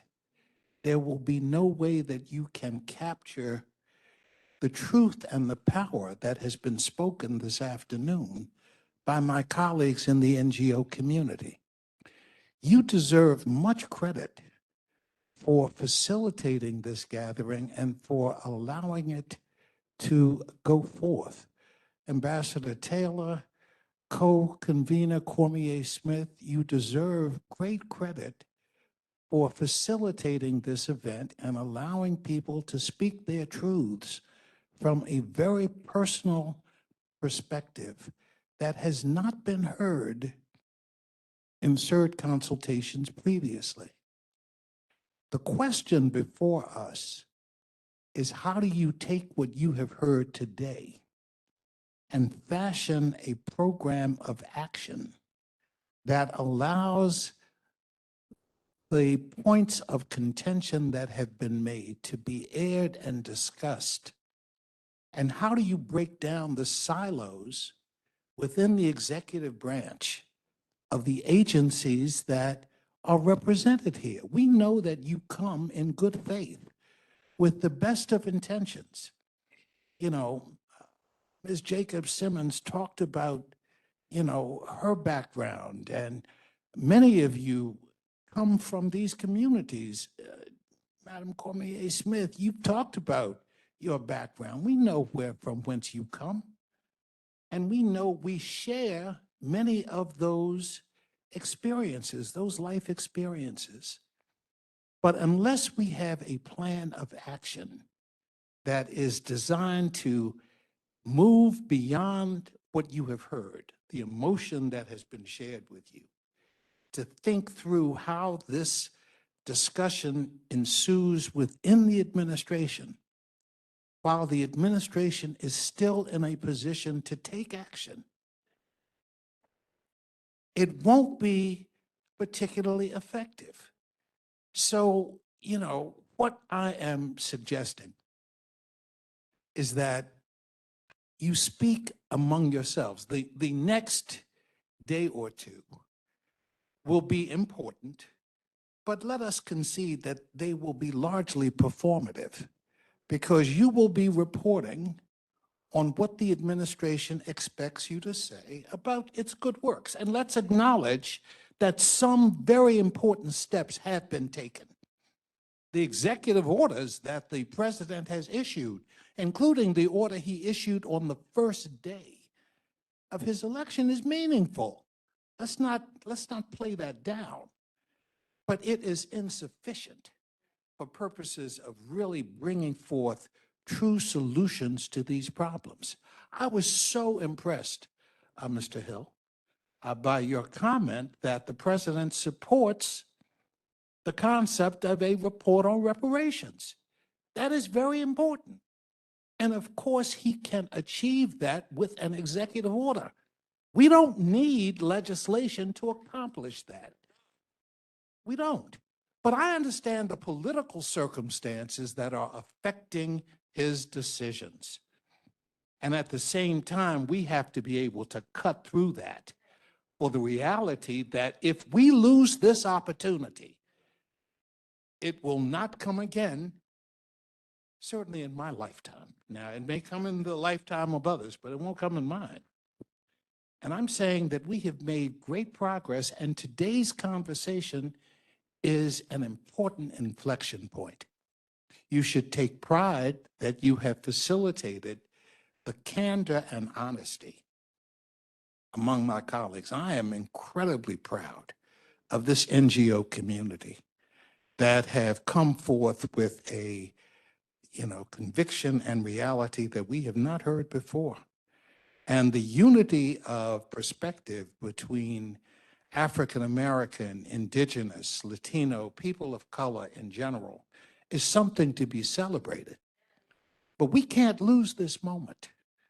And so as we conclude this session, I would hope you'd give us some thinking about perhaps how you might proceed to operationalize some of what you've heard today to the best advantage of what we collectively are trying to accomplish. Thank you. I appreciate it. Thank you for that, I would say, invitation. I'm here with my colleague, Eric Steinecker, who's been at HUD way longer than my 11 months, but he was actually at HUD in 2015, I believe, when HUD actually sponsored a continued, let's say, consultation at HUD so that more people could be here, because everybody can't travel to Geneva, right? But more people have issues as it relates to housing. So we certainly are opening up HUD so that we can do that kind of stakeholder engagement. People with lived experiences who can't come here, that's who we want to hear from. So we do plan very intentionally to continue these conversations along with state, but also in our house, so to say.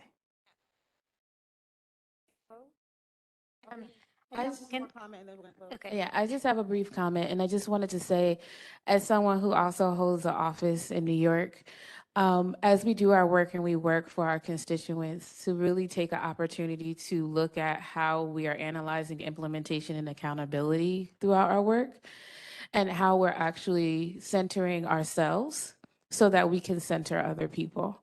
How we're taking an opportunity to understand that as we push forward on policy and legislation, what does that mean for our collective humanity as we do this, right? And as we're going through the bills and the proposals and all of the things, to ensure that we're doing it from a perspective that really looks at us as individuals who are doing a job, but why we got it to this work to begin with. Right? And we are consistently reminded, and I think that this was a huge reminder for some of us who may have forgotten, to understand that we know we only don't have a responsibility to ourselves, but to our communities, right? That we're not just a part of our communities, but we're in our communities directly. I just wanted to address Wade really quickly, and then I would love for you to wrap this up for us. When I was asked to moderate this question and answer period, I'm going to be really honest, it made me a little bit uncomfortable because, as I said at the beginning of my comments today, I really wanted for us to have the opportunity to listen and learn in addition to answering questions. And I think what I really should have said is, excuse my language, but F the questions. We really need to hear from y'all. And I think for me, the biggest takeaway is that every single one of us needs to create these kinds of spaces where we work. I also want to say thank you, because as glamorous and wonderful as Geneva is, I have left everything I have loved behind. My husband's not here. My children are not here. This is a really hard job where I am immersed every day in the challenges that people around the world face. And I really need to be reminded why I am doing that. So I am really grateful to all of you.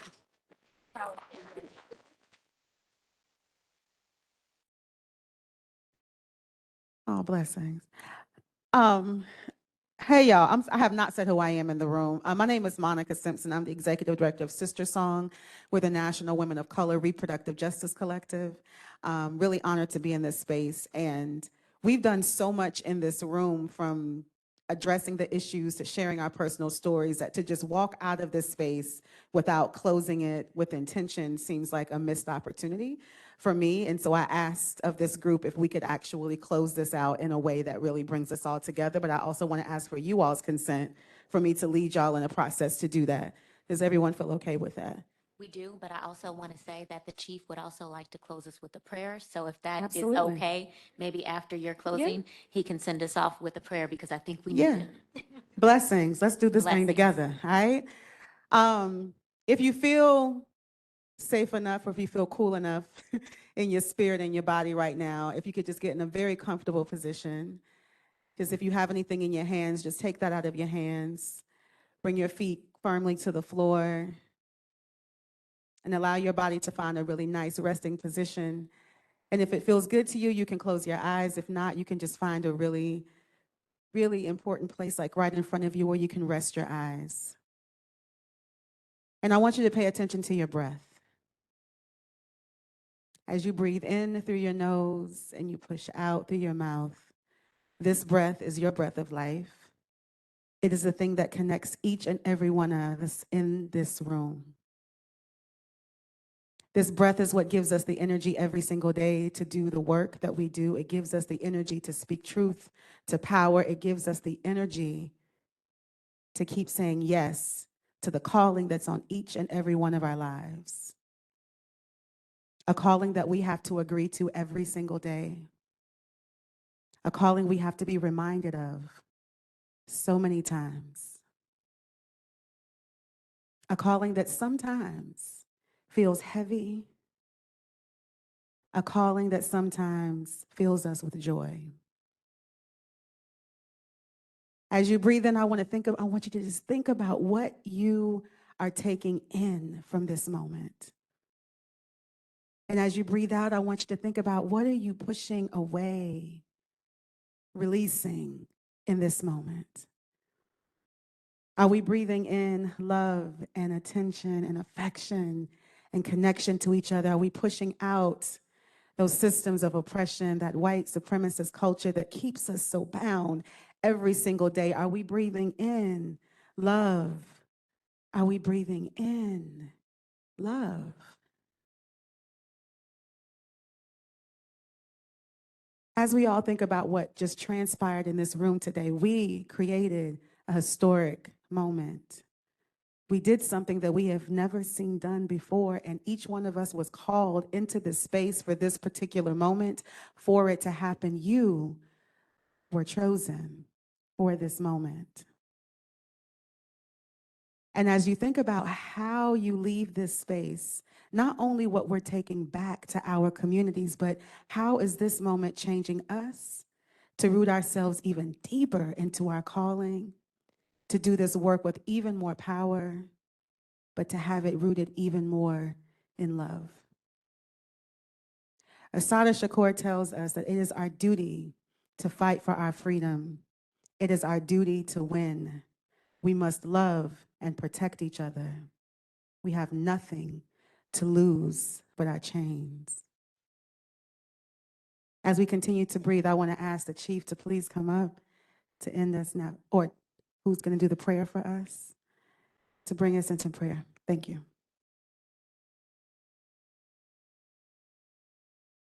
Thank you. It's an honor to be able to offer prayer today and for on behalf of all of us as human beings. It's good to listen to this gentleman here talk about the things that we all suffer from. There's nobody free of that. We're all human beings. We all created this ugly nature by our thoughts as human beings. Because of the fact that we've gotten so far away from the spiritual way of life and the creator that built this beautiful Mother Earth here for us. We're each and every one of us are chosen, like this lady said. We're here. Each and every one of you are chosen to be here today. And we have a chance to really come together as one, not the differences. We're all human beings. We all need water. We all need sun. We all need our Mother Earth to live here as human beings. There's no differences. And so, this is how I'd like to offer prayer for us today. This is the first time I've been asked to come. It's kind of crazy that, I'm in the UN offering a prayer on behalf of everyone. We're all children of God, basically. We're all his children, we're all here to live together in peace and harmony. So this is kind of what I've noticed since I've been here, listening to everyone. We've all been abused physically, emotionally, sexually, physically, socially. We all have that abuse as human beings because we have created that thing as human beings. This is why we're having so much problems here. This is why we've got so much far away from, the essence of everything. Having done ceremony myself, being a sun dancer, I've gone without food and water for 3 to 4 days, and when I come out of that ceremony, I'm not thinking about my children. I'm not thinking about, my wife or my car or my house or nothing. I'm thinking about water, this gift of life, these 4 elements that are talked about here is essential to all of us as human beings. Without those things, we all die. See? So this is how I'm going to offer that prayer today. Up, Father, up, Father, up, Father. Thank you, thank you, thank you. For the many people that are here today, the commitment they have all made to be able to make changes, not only for ourselves, but their people, for the world here. I ask that you bless each and every one of us. Keep us uplifted. Keep us directed up as one, not the differences here. Thank you. Thank you. Thank you for allowing us this time together. Just bless each and every one of us and our families and our journeys and our commitment to you for ourselves, for our people here. Just continue to bless and keep us uplifted in that way. The oneness that we need to have to continue to live on this big, beautiful Mother Earth that you put here for us. Help us all to continue to be a voice for our sun, our water, air, and our Mother Earth. Helps all things circle life, give life today. Hear our prayers as one today. Oh.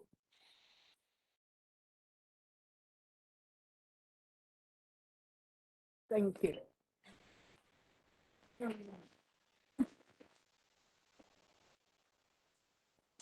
I don't, but I use my email. You ever get a I have an old card. My old. Yeah, he is too. Let me get a pen and write it on the back. Can you write mine on the back? Yeah.